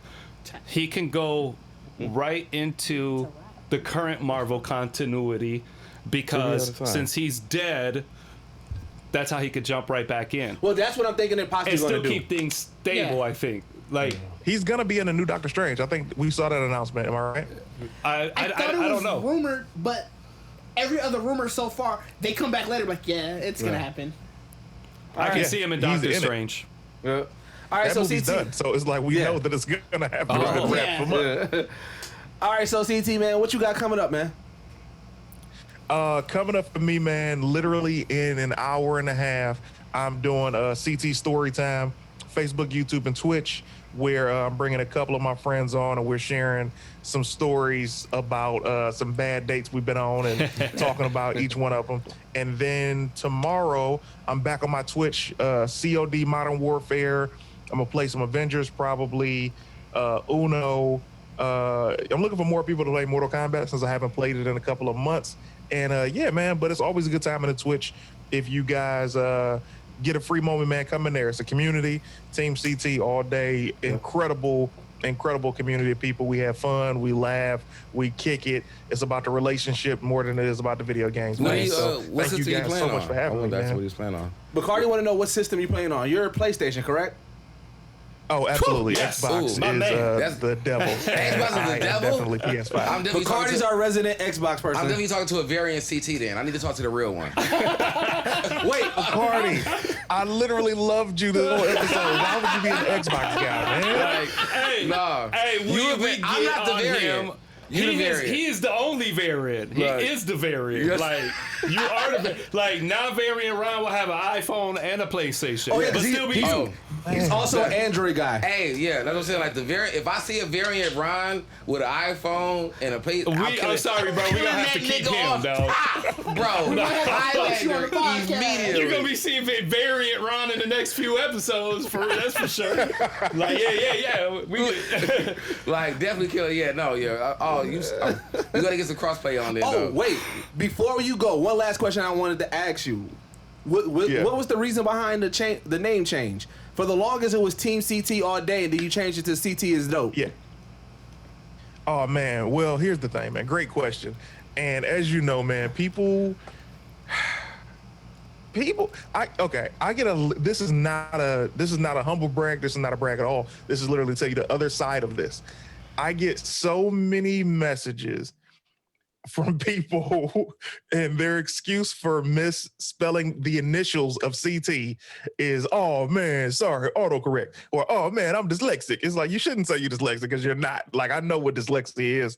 And there were too many people who either A, misspelled the initials, or would just, I tell you these things without going into great detail, because when you tell people what you don't like, people do more of that just to egg it on. So I just felt it was easier. Nobody could mess up CT is dope. And it's also a double meaning. It's like, yo, CT is dope.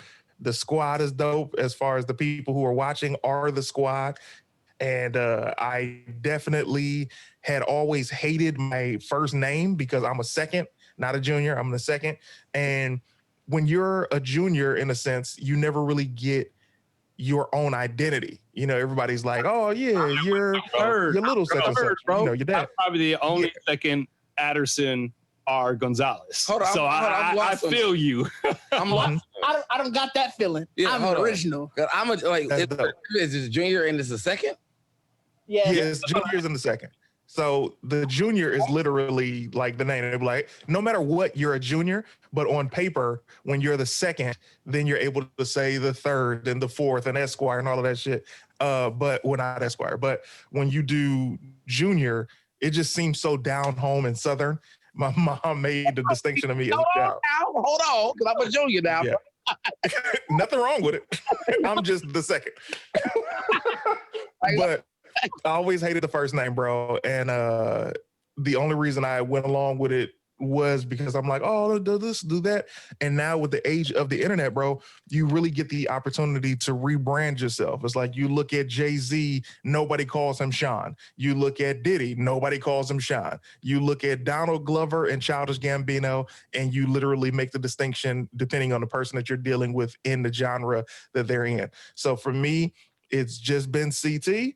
And CT is dope was a whole lot easier and shorter to spell for people than the other name. Makes sense. All right, I fuck with it. All right, so I think this has been a good episode of Geekset Rewind on the Geekset Podcast. Again, I'm your host, Didge. We had a great conversation. Thanks to the Geekset Podcast crew. Thank you, CT, for joining us. Yes, definitely, bro. This has been fun. No, thank y'all, man. This is so dope. First of all, what y'all do, man, is incredible. I'm always paying attention, seeing the post of who y'all got next or how a show was. And you're like, yo, go to the Patreon. And I love it because we're all of the same mind. And anytime I'm able to, man, yo, hit me. I'm here. It's a pleasure, man. Thank you. Thank you. Appreciate it. All right. We good? We out. Yeah, we out. We out now, man. Hey, right. CT, man, thank you again. I'll tap with you, for other episodes and stuff like that. As always, though, as I tell you, if there's anything that makes sense that you need any of us on, or or all of us on, let us know. We'd be more than happy to hop on. I definitely want to holler at you on some Call of Duty.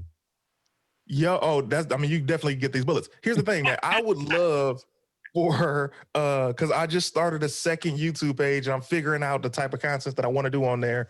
And I know one of the things is definitely addressing the nerd side of stuff. Like, I love this, where we get a chance to really break down something that we're passionate about and have good conversation. So I would definitely love to do some of those with y'all.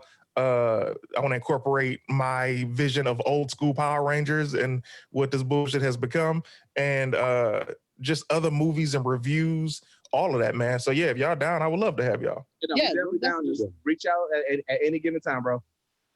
All right, I'll talk to you guys, man. Thank you, man. All right, bro. Appreciate it.